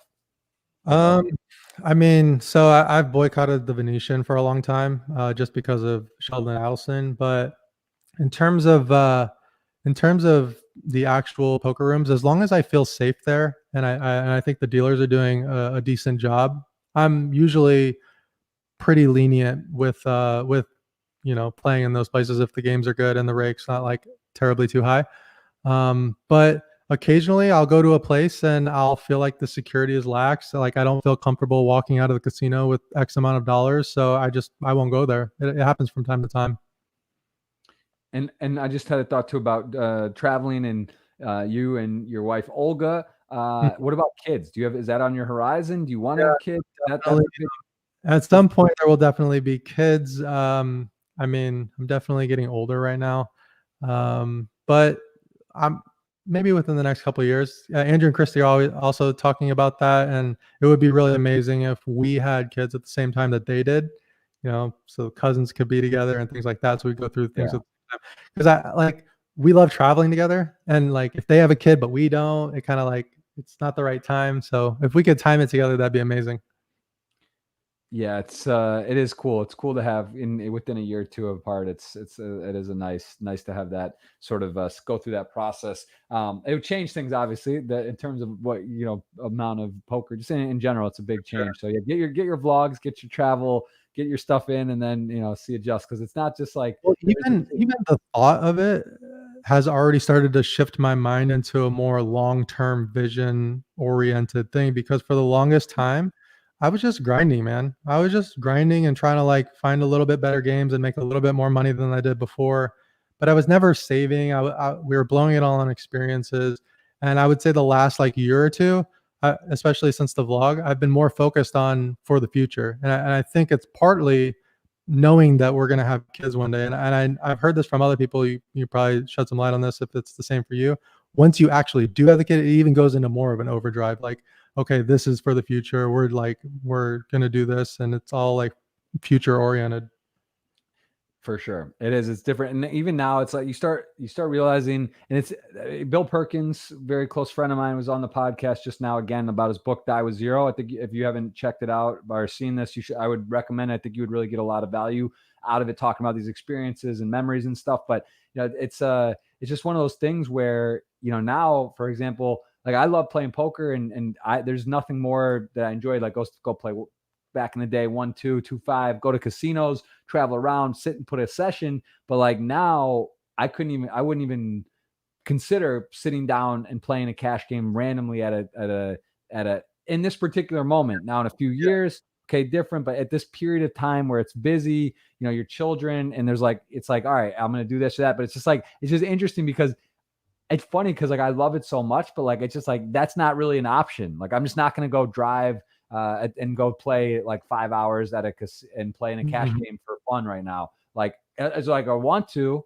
but I just wouldn't do that. Like I maybe do some filming stuff or playing a game, or it's just like you start realizing less time and less things that you maybe think or take for granted that are just like, it's different pockets of your life. So it's interesting. I would say, one thought I had too about vlogging and these videos, which for me is the most interesting and best part, is the sort of journal aspect. Because like you said, now I have kids. This happened, like the years blend together. The World Series in 16 or 12, what year was it? What happened? Who was I with? Was I sharing a house with friends? Was I solo? Was I married? What was going on? And it's like now I can look back and I kind of have a library for this time period, at least, where I can go back and be like, oh man, that was fun. Or like, that happened. Like, I remember that was cool. And that was bad, or that was good. It's sort of, it's like a journal. It's a fancy journal, if you will. Yeah, I make a conscious effort to do that in my videos because, at the end of the day, if I just like talk about hands in my videos, I'm never going to watch that back. But if I talk about the time that I've cried on my videos, like in some of my vlogs. I've told my dad that I loved him in one vlog. I was with my mom in another vlog. I interviewed Olga about what it's like to be with a poker player. So like I have all of these things that are really journal in nature, so that like you said, later on when I do watch it back, it'll be enjoyable. It'll be the time that we went to Mexico and we went to EDC and we played in this underground game. Like I'm actually telling all that story rather than just saying, hey guys, went to Mexico, here's the hands. Right. Yeah. It's but like something you said earlier about like, playing 1-2 and 2-5 with your buddies. One thing that I find so fascinating, and I think that people don't realize, is that initial love with the game where you're like playing the small stakes with your buddies and, the riding the $300 wins and $500 wins and feeling like they're like so much money. Those moments, while I wasn't in the best place financially and I was just starting out in poker, I look back at those moments as nostalgic and so fun. And the irony is that people in those moments are looking to people like us and thinking, what if I could make 6 figures a year? Like, what if I could have people watching my YouTube channel? When in reality, I look back at those as like such the fun times, like enjoy those fun times. It's never going to be like that again. Yeah, no, because it's funny you said too. It's like, because now I'll go play with my dad or some friends and play, and I actually don't mind. Like I hear people say once they start playing 2, 5, 5, 10, 25, 50, 100, like bigger games, like I can't go play 1-2. For me, literally, if you were like, let's go play 10, 20 or 1-2, I wouldn't care. Like I would actually enjoy it, and it'd be fun if it's like a good group of guys and the game's like good, like as in terms of, it's good action, it's a good time. Like I don't care. But like you're right, looking back at those initial grinds, like the initial setup, like start where it was like if you won or lost 1,000, it was like you knew like your day was different. Like you were gonna have a little extra pep in your step. You're getting a TV, or maybe you're buying like some nice clothes or getting a pair of shoes or two. Like that is kind of fun, because it's like once you get past that point and you're sort of comfortable, a lot of the time you're not really like, your actual day-to-day is not going to change if you win or lose in a session, for the Yeah, most part. because Or it built your becomes more business yeah. and less fun as you progress through the game. And I think that's true in sports and other things. Like I remember growing up playing sports, and then through different times, or like playing club soccer for state championships and stuff was more impactful and intense than when I was in college playing Mhm. soccer. It was like, all right, like it's fun. It was like it was different, but it kind of lost like the actual the core of the best memories and parts of what I enjoyed were not always at the highest level. So it is And interesting. that's one of the beautiful things about playing like cash games specifically is that you don't have to be at the table. Like if you're not having fun and things aren't going your way, you can get up and like there's a new day. You didn't travel to X place to play some tournament and you need to like stay and grind it out. There's been times where I specifically remember playing at the Aria one time and things weren't going my way and I'm like, I'm not having fun. It's like Friday. My friends are in Phoenix, a short drive away. I literally took my chips, cashed out, got in my car, drove to Phoenix, and bought clothes for that weekend and hung out with my friends. It's like the those memories from poker.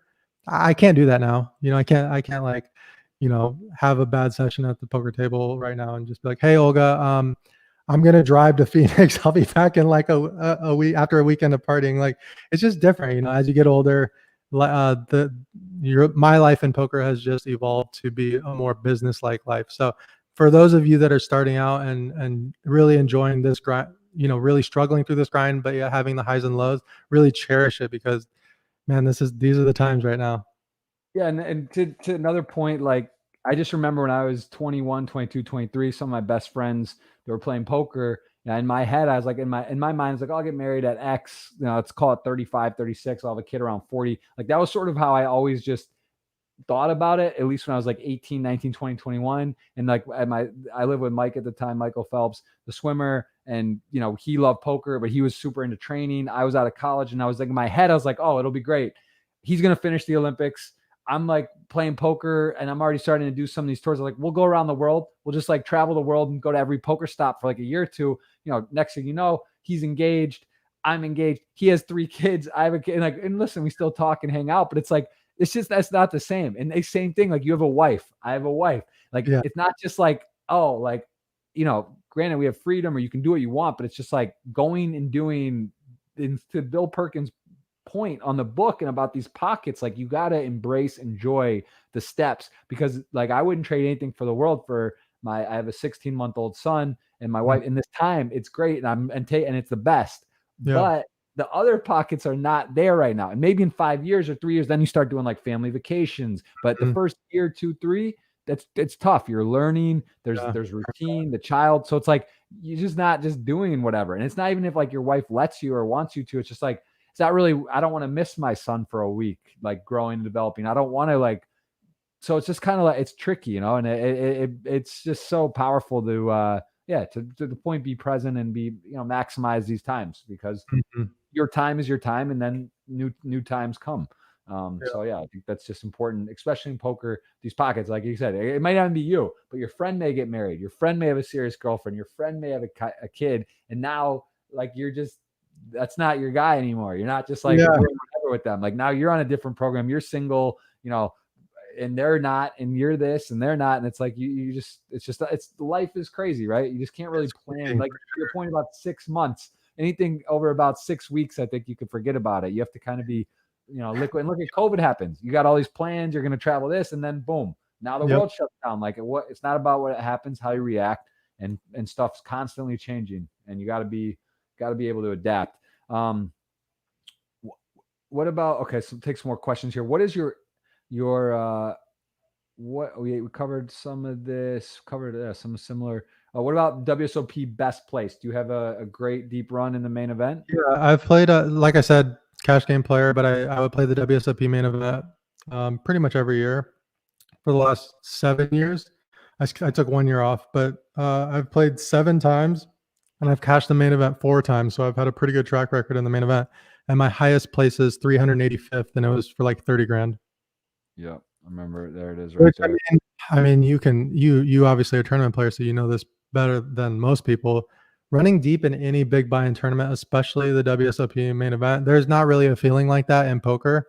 People are blowing up your phone. They're like, "How many chips do you got? Like, who's at your table? How are you feeling?" And like, when you're sitting there playing, you know, a 10, 20 or 25, 50 cash game, you're not getting one message. Nobody cares. Like they don't care. But like when you're running deep in a tournament, there's that vibe, there's that flow, there's that energy that's like, this is it. This is why we play poker. This excitement right here. Yes, it's for sure.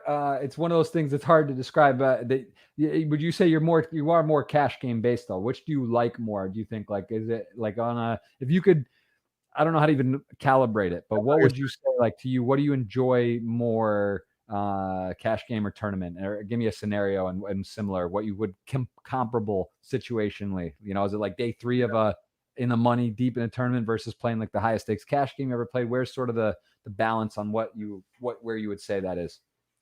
So I've always enjoyed talking about complex deep stack strategy in terms of cash games more than the ICM number of big blinds from position that you're gonna like min raise versus shove, and like, you know, what your 3-bet frequency is gonna be from the small blind or whatever. So like I don't enjoy the tournament strategy quite as much, but and I make a living playing cash games. So I kind of treat tournaments as like this lottery ticket or this fun thing that I have on the side that I get to do every once in a while. So 100% cash games are work and tournaments are fun, you know? So I keep kind of that separation. Probably, you know, I the time that I've dumped into getting better at content, if I focused that time on getting better at tournaments, it probably would have been a good thing. But you gotta choose your time. I chose choose your time in the way that like is optimal for you. And based on the number of tournaments I play, I just haven't put as much study into it. But yeah, man, so fun. Like tournaments are fun. Yeah, it is. It is fun. I mean, like, again, like getting deep in a tournament with the stack, the room shrinks. There's really not much more exciting where you could win 100, 200, 300, 400 buy-ins. Whereas in a cash game, you know, you could have a good night or two and crush, but you're just never really having that chance Mhm. to like completely level up in a spot. But And yeah, it's there's been times where Andrew has gone really deep in tournaments, specifically the main event. One time he made a WSOP final table, and Christy also final tables and things like that. Those moments are so fun for me as like an older brother. It's almost more enjoyable when they're doing it in a weird way. um yeah, it's less it's fun, it's less pressure, and especially if a little sweat or swap or piece, it's like the ultimate, and you're just kind of like, all right, I can't blow this. It's up to them to drive, and then you just get to sweat and cheer and all that. I saw Gary Gates as well. You had a nice Last year, Gary Gates, like I've been so lucky to have some of my closest friends go to WSOP final tables, and my brother got 28th one year in the WSOP main event. So those sweats of like the people that are super close to me getting deep are definitely moments that I'll never forget. So, and I made a video about Gary actually yeah, on I my channel. Yeah. yeah, it's pretty crazy stuff. Very, very, very intense. We've got a lot, and I guess you know you can always on Twitter see some of these too, and you know we'll try to get to cover a fair amount. People ask about Vibes and the real name. We talked on this earlier because again I almost forgot, but it's Johnny Moreno. Yeah. You talk about Vibes Clothing, so it's not your real name, but you sort of embody Johnny Vibes, and that's sort of like your Yeah. alien, like people know you as now. Like And it's interesting, like I said before, no idea that like Johnny Vibes was going to turn into a thing. I just thought it was a name that I picked on YouTube after like, you know, my friends call me that. So we'll put that on YouTube and then all of a sudden it's a thing. yeah, I like There's it. no What big about picture planning. and what about favorite hand? What's your like Jack 9 suited? What's your sneaky non-aces favorite Yeah, hand? this is the other thing. I feel like when you're just starting out and just coming up through poker, you have these things. Like I had a Mhm. Jack 7 suited hand that I just love Jack 7 suited for some reason. But as you get older, as I've gotten older, I don't really like think about favorite hands anymore. It's like now my favorite hand is aces, you know, on the button. Mhm. And I kind of just like more moved into like a business relationship with poker versus favorite hands and fun things like that, which is sad on some level. For sure. I got Matt Kiefer here again asking a question. It's been 87 days since your last vlog. Not that he's counting. When is the next one coming? Tomorrow. I'm gonna upload a video tomorrow. So And then after I upload a video tomorrow, I'm going to be consistent with like a video every 7 to 10 days, at least for the next 2 months. And so is that something that takes planning? Like you've been on a little hiatus. So have you been like queuing it up, getting your stuff organized and just sort of ready to launch? Or is it like, I just Yeah. sort of press totally Dude, relaxed I and now mean, you're first started making videos, it was like, should I make a video today? Sure, let's do it. Now I have a project management software called Asana. Like I'm a grown up now. It's weird. Like I like plan things out and I'm like, I know what the title of my next video is, the title of the video after that, the title of the video after that. So yeah, I kind of I not only poker, but also the vlogging, I take a more business-like approach to it now, even though it's still like a creative fun thing for me. what do you think is your number one? Give me the best tip. Someone wants to start a YouTube channel, they watch this, or inspired. I'm going to get out there. I want to start doing some stuff. What would be your suggestion to start for someone out there? Okay. Well, one of the biggest misconceptions I think that people have with creating content is they think that you need good equipment. Like you can do good, make a good video with just using your iPhone. For me, I have a $500 camera with a $250 lens, and everybody talks about my videos being like so high quality, but in actuality, my equipment is not high quality. I what the key is lighting. If you can always pay attention to lighting, like right now, I'm on a webcam with you right now, and it looks like I have a decent webcam, right? It looks like I'm actually using. It's because I'm sitting in front of a window. Like I don't. My desk isn't normally in the middle of the room right here, but I'm just paying attention to lighting, and it's something that people don't do on YouTube. So if you have lackluster equipment, pay attention to your lighting and pay attention to your audio and improve those two things. Because if you don't have good lighting and good audio, people are going to immediately click off of your video. So beyond that, I would say one of the things that I think people do a bad job of when they first start out is that they strictly have their face talking to the camera. And we lose interest when we're looking at someone talking to the camera and there's no like other visual, no other prompts, no other storytelling elements than you just talking to the camera saying, "Hi, I'm John Smith and I'm going to talk to you about poker today. And today I went to the Commerce Casino and we played this game." If me doing that, you could have shown a video of commerce. You could have shown a shot of like me buying chips. You could have shown like walking into the casino. But what I see so often is people will talk for 2 minutes and there won't be other visual prompts. You only have one chance to visually tell a story. Don't waste it by just having your head there talking. Mix it up. And you would talk over that? You're saying you would have like visuals and you talk Oh, about so like I set up the camera. I know what I'm going to talk about. I have like a rough script, and then I deliver on camera.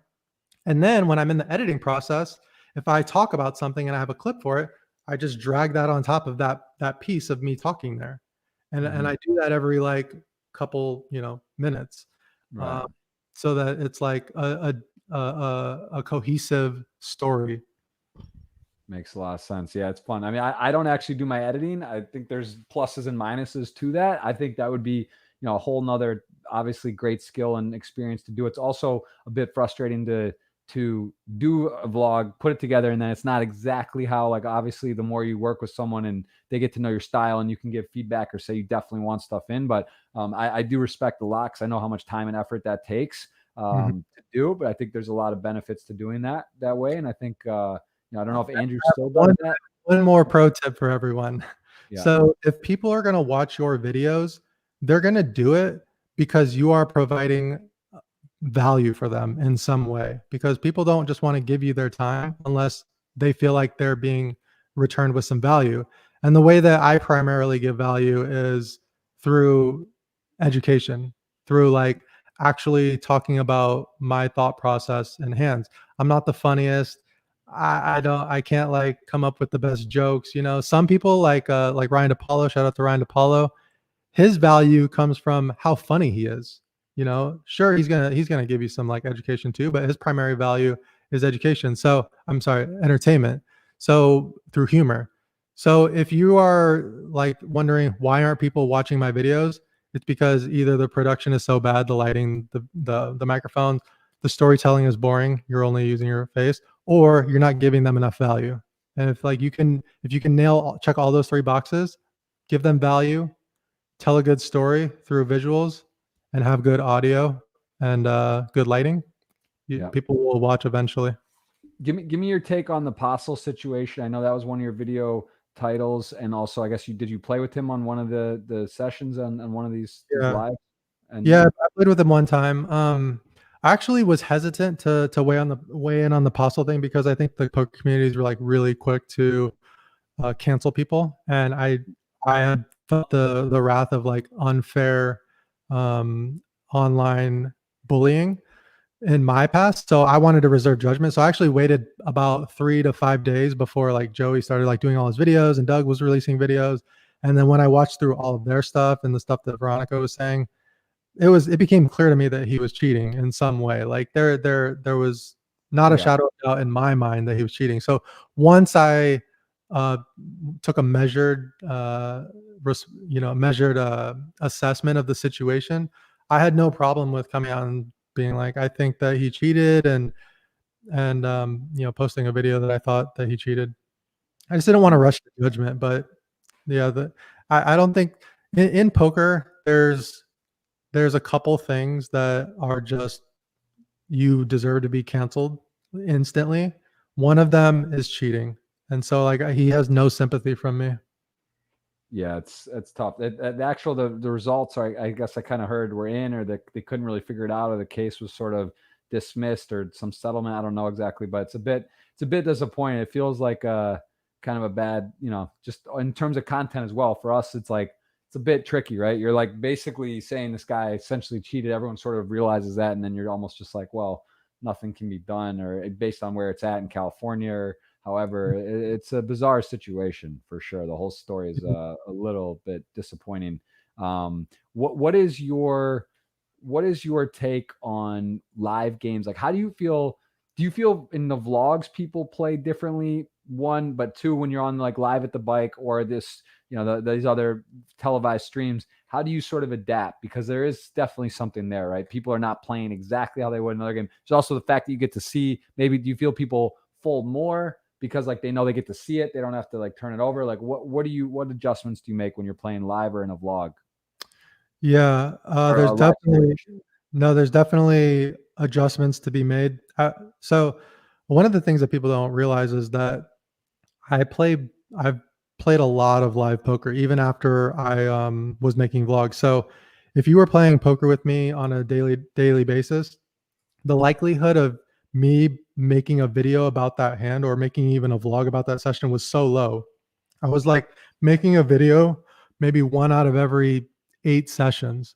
So most people never really thought that they would be in a video unless I was doing like one of these meetup games. And when I go to a Mm. meetup game, people are like really trying to make the vlog. So they'll call looser, or they'll play hands in loose type ways. So I definitely have to make an adjustment at meetup games, fold a little bit less, and in my normal like day-to-day grind, I would say that most of the time people lean to be a little bit more scared and lean to be a little bit like more passive against me because they think that I'm a good player and like I have a reputation of winning. So I think it's hurt me in a lot of ways. It's like people are just more cautious around me than they used to be when I play like my normal 5-10 game or whatever. But in Yeah. meetup games, no, they're loose, they're splashing around, they want to be in the video. Right. Yeah. I'd say that's a good way of thinking about it. Makes a ton of sense. What is let's take a couple more here. What is your endness? What is it? What's the end goal in poker for you? Is there, let's say you win the main event, 5 million, 8 million, 3 million, whatever. If you hit a certain amount, what would change for you? Do you have a goal in that respect? Or are you just kind of going with what's being dealt and just figuring it out as you go? Or do you have any sort of long-term goals with poker?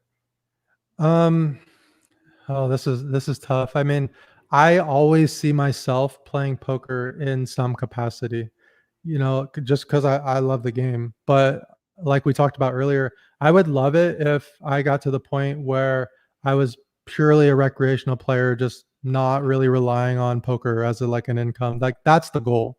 The goal is to play poker not for my primary source of income. And we talked about 6 months down the road being hard to like figure out, let alone 6 weeks, 6 weeks, let alone 6 months. So the end goal is to continue to do things that creatively inspire me, continue to figure out ways to make money, continue to get better at poker, because the moment that poker becomes not fun is the moment that you are either I'm regressing, I'm not like putting in work into the game, I'm not learning more, or I think that to answer the question specifically, I always see myself in poker.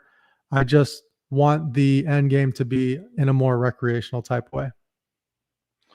For sure. That's great. I agree. I think that is the ultimate goal. Do you think live poker will increase or decrease in 10 years? And I guess I want to know the same for online, but I kind of think I Yeah. know the I think that live poker will be steady. I think it'll be like it'll return to the 2019 levels of poker in terms of live sense, and it will probably.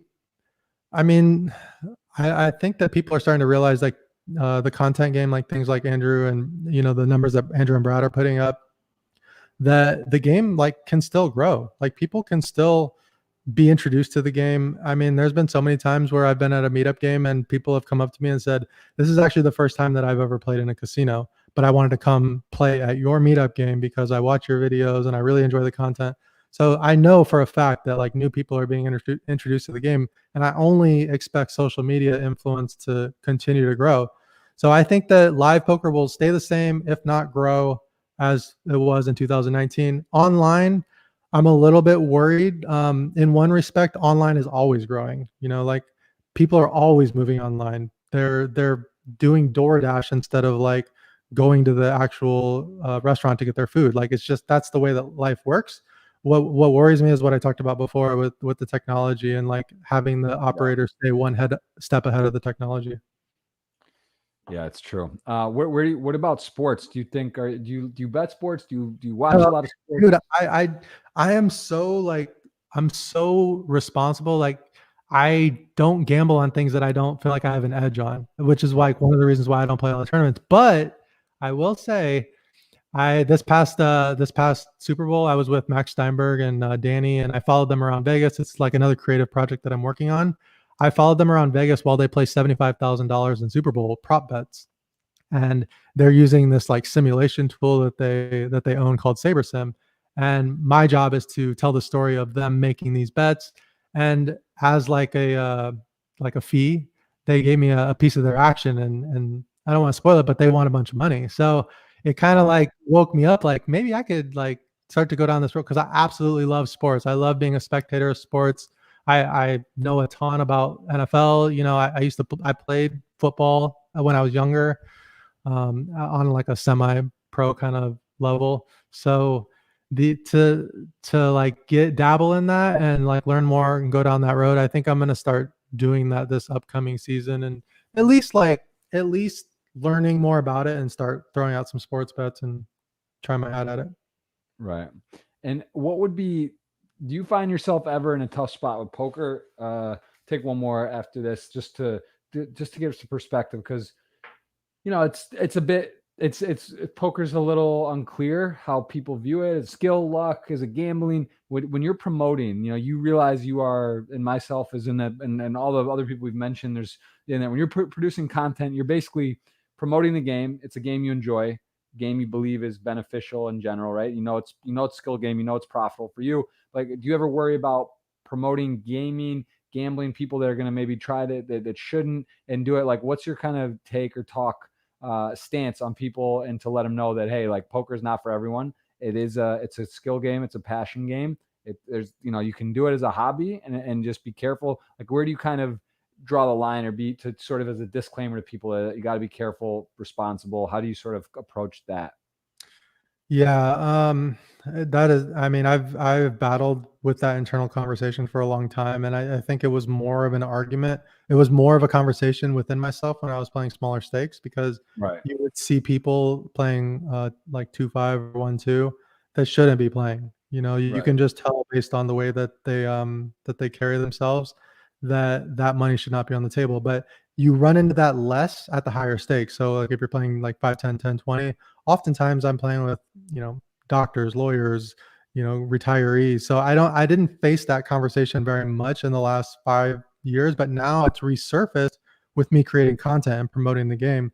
So Mm, for sure, it's something that I think about. And as a result, one of the things that I love doing on my channel is I like doing these like short challenges. So I'll do like 30 days in a row and I'll just share my results for those 30 days so that people can, I did something called Embrace the Grind, so that people can see exactly what it would be like if you're a high level poker player playing a $5 big blind game. This is the example of the Embrace the Grind. I did it for 30 days in a row, and I didn't want there to be any ambiguity between like, oh, he never has ups, he never has downs. I wanted people to see like really what happens. And I think on day 3 or day like 4 or 5 of the 30 days in a row, I lost, I want to say, I'm maybe like $4,000, 4,200 or something like. It was a big amount for the game, and people got to see that even pros lose, and when they lose big amounts, and like it's just not all sunshine and rainbows. Sure, at the end of the month I showed like a decent profit and a decent hourly, but if you look back through those 30 days, there was probably 6 or 7 days that were really painful. So I want people to see that. I want people to see the pain to know what they're signing up for. and yeah, let's I just want to closing things here. I do want to ask about Embrace the Grind. So this is you have a store. You've got, I think this is definitely one of your mottos and about what you do. So tell me what that means to you when this Embrace the Grind. Yeah, one of the things I love about the motto or the way of life of embracing the grind is it doesn't just have to do with poker. It can transcend any discipline, any area of life that you want it to mean for you. It Right. just means that if you're going to be successful, if you're going to progress through life, it's going to be a grind for a large portion of that journey. And you have to embrace it. There's no shortcuts. There's no way to becoming a high level poker player without going through the grind. There's no way of, becoming a high level entrepreneur without, what Gary Vee talks about, without quote unquote eating shit along the way. So I felt like it was like a great motto for the channel, and it's become something that the channel has been known for, and something that I'm going to continue to talk about. Very cool. I love it. Yeah, it's I like that. I do agree. That's something that definitely carries over. I think that's one of the things you could say about anything, but in particular poker, I think that so many of the things that the core principles and things that make a successful poker player are things that attributes really carry over to life in so many ways. It's almost like the perfect replication where you can have the opportunity to, it's like golf or certain sports. See how people win, you see how they lose, how do they handle themselves, how do they deal with adversity, are Yep. they all these different things. You can really get to know someone pretty well at a poker table, and it's also just a spot where you get to chat, right? You're sitting across from them, next to them, you talk. It's like a conducive place for these things to transpire. So I think we're Mo- pretty aligned on what Most importantly, you get to learn about yourself. yes. Like you get to look deep inside and say, how did I react in that moment when that thing happened at the poker table? And those lessons that you can learn from that, you can't Yeah. really duplicate anywhere else that quickly. Yeah. I agree. I had sort of a yes moment yesterday, where I just like sharing and speaking on that too. Like I was in a really good spot. I was on day 2, essentially in the money, like one away. It was like 137 left, 400,000 a first. I'm like, this will be my best Twitch stream I've had. This is like the biggest sweat I've had in months. It's exciting. I have a ton of chips. All's good. I get on and, I get a little early. All of a sudden I have internet's cutting out 4 or 5 times. Part of the struggle. I think people also don't really get to see the work for streaming, for vlogging, right? It's a lot. There's a lot of videos. There's a lot of stuff you shoot that you probably never use, that you can't use. A lot of time, effort, struggles. You lose equipment. You lose this.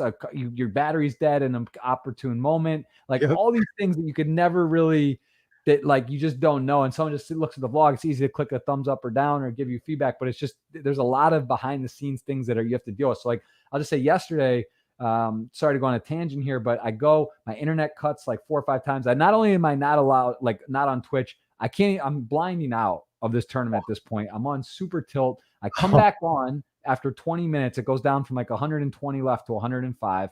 There's a pay jump at 104. First hand back, I still have 28 big blinds. So like I'm not blinded out of the tournament. I actually have a lot of chips. Guy opens, I shove queens. It's a knockout tournament. So people call it a lighter. It's a pretty 30 blind shove. I just take it, whatever.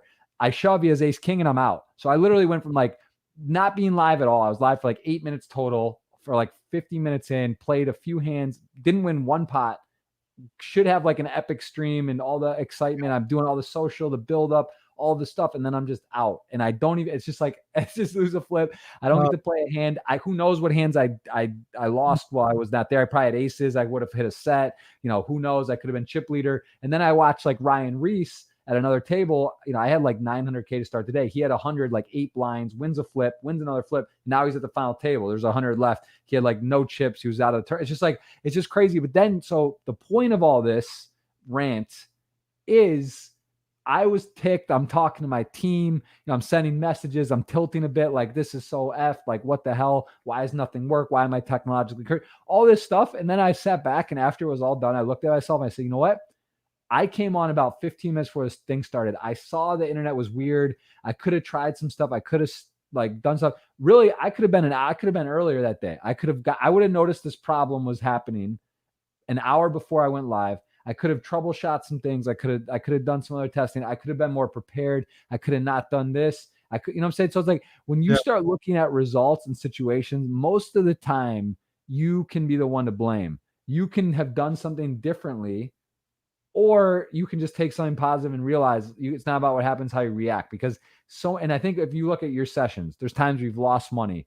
There's times where you've not done stuff, and maybe the cards, you take a bad river, maybe you were rushing, maybe you were, like you really can find and take ownership, to your point, that you learn about yourself. And that really, it's a lot of the time it's within yourself to make changes, or to have your outcome be different. Right. And I think that's something that is very powerful, and it's very hard to, I think the elite, the best in their craft, are often the ones that realize this, own this, and find ways to be better. Because like oftentimes it's not, there's just like the excuses are very easy, and you can really point blame at any situation, not at yourself. So I don't know. That was just something that like, it was in 5 years of streaming content, that was like a more frustrating day for me.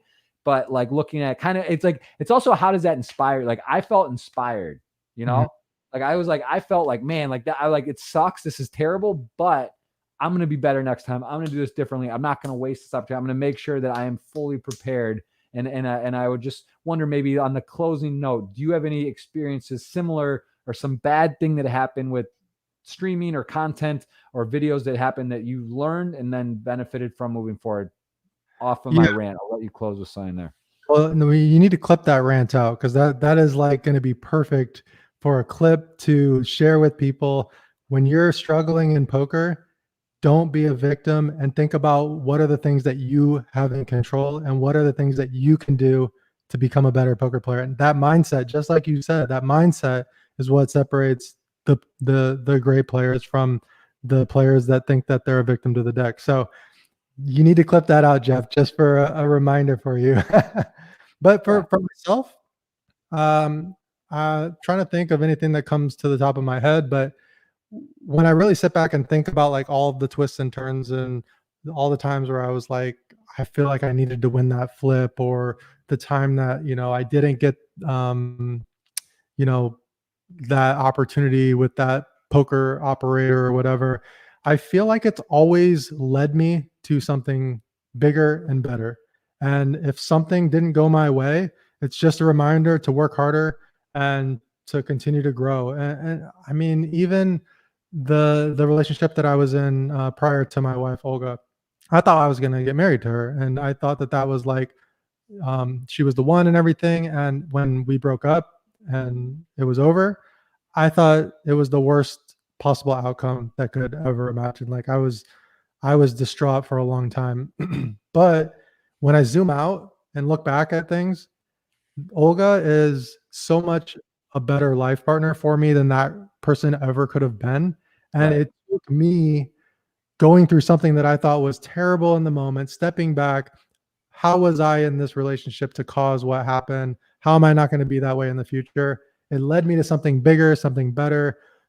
Being with Olga, someone who fully supports me playing poker. My last relationship, she didn't like me playing poker, for example. So it's just like, just yeah, man. I couldn't agree with that vibe, that flow any more than giving my 100% endorsement on it. Everything will lead you to something bigger if you're doing the right thing, if you're living in the right way, and you're taking the right lessons from everything.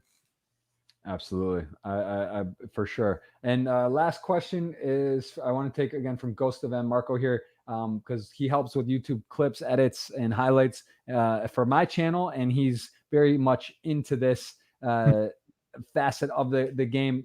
And I popped it up here on the screen from the live YouTube here. What do you think about the importance of graphics overlays for cards? Some vlogs have them, some don't. How key is this type of feature and how that's presented?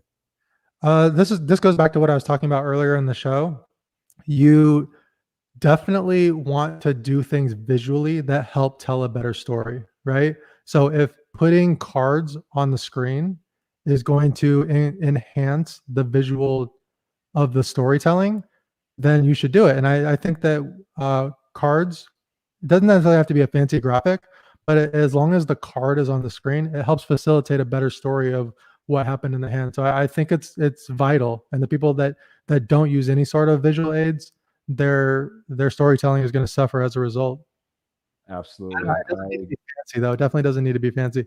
I like how you pulled up my Hendon mob there. All those Hendon mobs, they're all from the World Series of Poker, pretty much. Yeah, I see. I mean, your main event run is pretty impressive to have this many caches, 4 or 5 or 4 in the four main event and 7. Overall at the World Series, I think I don't know, what does that say, like 100,000? Mm-hmm. Yeah. So I think I've probably, in my entire lifetime of Hendon Mob qualifying tournaments, I've probably spent around 100,000, and I've cashed for 100,000. So it's definitely not like people get caught up in Hendon Mob numbers and they're like, oh, you've made 103,000 or 105,000 or whatever that said. And what they don't realize is that, like, nah, I've probably spent that much on tournaments too. It's not like, yeah. It's also that the thing about tournaments is if you're realistic about what it is and you understand that you're basically hopefully breaking even or winning a bit or over variance, and then you pop one, it's all worth it. Like along your grind, Gary Gates it, you hit that final table, you hit the $1 million score, you have pieces, you're in the mix. It's like it's like anything, like Kelly criterion in life, with about a percent of your net worth and different things, whether it's Bitcoin or stocks or other. You should have some little bit of, it's nice to keep it fresh. You want to have different little opportunities to sort of excel and have a chance for some big hits. So it's I've put around to that. I'm more on the tournament train now. My brother is, obviously a big influence in my life, and just I think that there's definitely value in investing more of my energy into tournaments. So when the live tournament thing comes back, I'm going to be hopping on that train and putting more effort into getting up on that scoreboard that everyone cares about. Yes, I agree. I think tournaments are also a bit of a dangerous game. The variance and getting sucked in, and it's one of those spots that it's great to do, but you want to be careful. I would definitely recommend to people getting into poker. You dive in, see how the cash games go. Segue into it. It takes a little less time commitment and a little more consistent. So you want to be careful. Tournaments are fun, but be careful because it is exciting once you get those chips and get deep or have a good result. That's easy to just like get hooked in there. What and what do you think about quality over quantity? Because I would say too, I think the World Series in particular, we see people go to Vegas. I've done a lot of summers where I'm like roll out of bed every day because there's an event. I'm playing, I'm going late, I'm doing whatever. Or do you like to focus on a few events and come on time and be?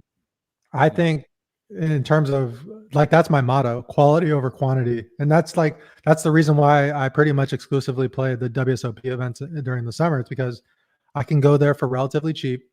I have friends that live there. I can stay there for cheap. I can play all these huge field, high value tournaments without a lot of overhead. And am I going to fire every day? I mean, it's the same reason why I took the bet with Sean Deeb. I knew that he was going to be firing every single day, max late regging, playing all the tournaments, and I was going to be focused on these tournaments. I was going to register in level 1, deep stack play, my specialty, and focused. So I leaned quality.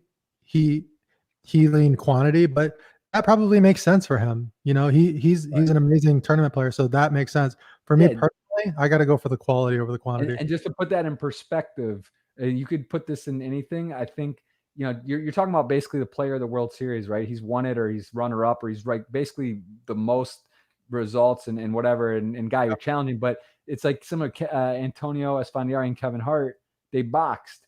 Antonio had time to train. He got 35-1 odds. He made it his life mission for 7 months to do this and trained exactly how to beat him in this scenario against his opponent, sparred with the replica size. And then Kevin, he's doing movies. He's doing 40 things. He comes in, shows up, and expects he's going to win. And he got beat. And it's like, yeah, I like that. Quality over quantity. I think that's one of the things I've struggled with too, doing too much in World Series, coming late. I'm late registering. I'm doing vlog, like just not being fully focused and present. And you see the guys that win bracelets. And I think that it's like it leans. You can lean. You're on a spectrum. Like you're obviously a highly accomplished tournament player, so the quantity argument is there for you. You know, put yourself in the best spots over and over as much as you can. So I think it definitely makes sense for someone like you. Yeah, it's all, it teaches own, and I think there's pluses and minuses. Again, if you're alert and I think the biggest thing is awareness. You need to be aware of what you're doing. I say this all the time. If you're doing this, don't expect that. If you're saying I'm going to do content, I'm going to do everything, you got to understand you're sacrificing some play and some things and be okay with that. If you want to be the best at what you're doing, and you just want to focus on one thing and be the absolute, outlier in that thing, that's okay too. I think you need to be alert and understand that what you're, just like being present, right? You got to be present. You got to think about what's happening and be realistic about what's going to happen. Well, it was, if there's anything else you want to close with, any leaving message, anything coming up, we're going to give away this ticket giveaway here. Gonna copy this link, and then we'll give a ticket away courtesy of Party Poker, and Mr. Johnny Vibes is Johnny Moreno is gonna tell us when to spin it. But what about anything else? Anything you want to touch on future coming up in the next weeks? You got a vlog tomorrow? Yeah. No, I mean, I'm not here to promote anything, just to connect with you and say thanks for having me on the show and introducing me to your audience. And yeah, new vlog tomorrow. And thanks for having me on. Let's pick a winner. Let's do it. You tell me when. I'm gonna click it when you tell me, and someone's gonna get this ticket. All right. Don't hate me, guys, but we're gonna go right now. Boom. Someone's got it. It's coming in fresh. You never know. It could be 33 into the dream. We've seen and heard many crazy stories. It starts with you got to start. You got to play. You got to fire. You got to take chances. And we have got someone here. Oh, a female, it looks like. Svetlana Ferris is going to win the ticket. So we'll send. Oh, she's won one before. She's not a first time. So hopefully second time is even better than the last time. We'll send a message there. And Johnny, thank you again. This will be out on all the podcast outlets. This is a live YouTube recording, but we will have it on the audio if you want to catch it later. And again, great to catch up and get to know you better. And we'll I'm sure we'll cross paths and do some content and stuff in the future. And best of luck over the next period of time here. So good luck. Thanks a lot, Jeff. We'll talk soon. All right. Cheers, man. All right, guys. That's Johnny Moreno. Check him on the socials. He's got a website. He's got a ton of things to follow along with. He does a lot of podcasts, does a lot of YouTube on vlogging, and he also is a Instagram, Twitter. He does it all. So give him a follow, stay up to date with him, and catch him at one of his live meetup games. So again, we'll have more podcasts. We got one tomorrow and a couple big guests lined up. As always, we are keeping it fresh and fun on the Flow Show. And that was Mr. Vibes. We'll see you guys next time.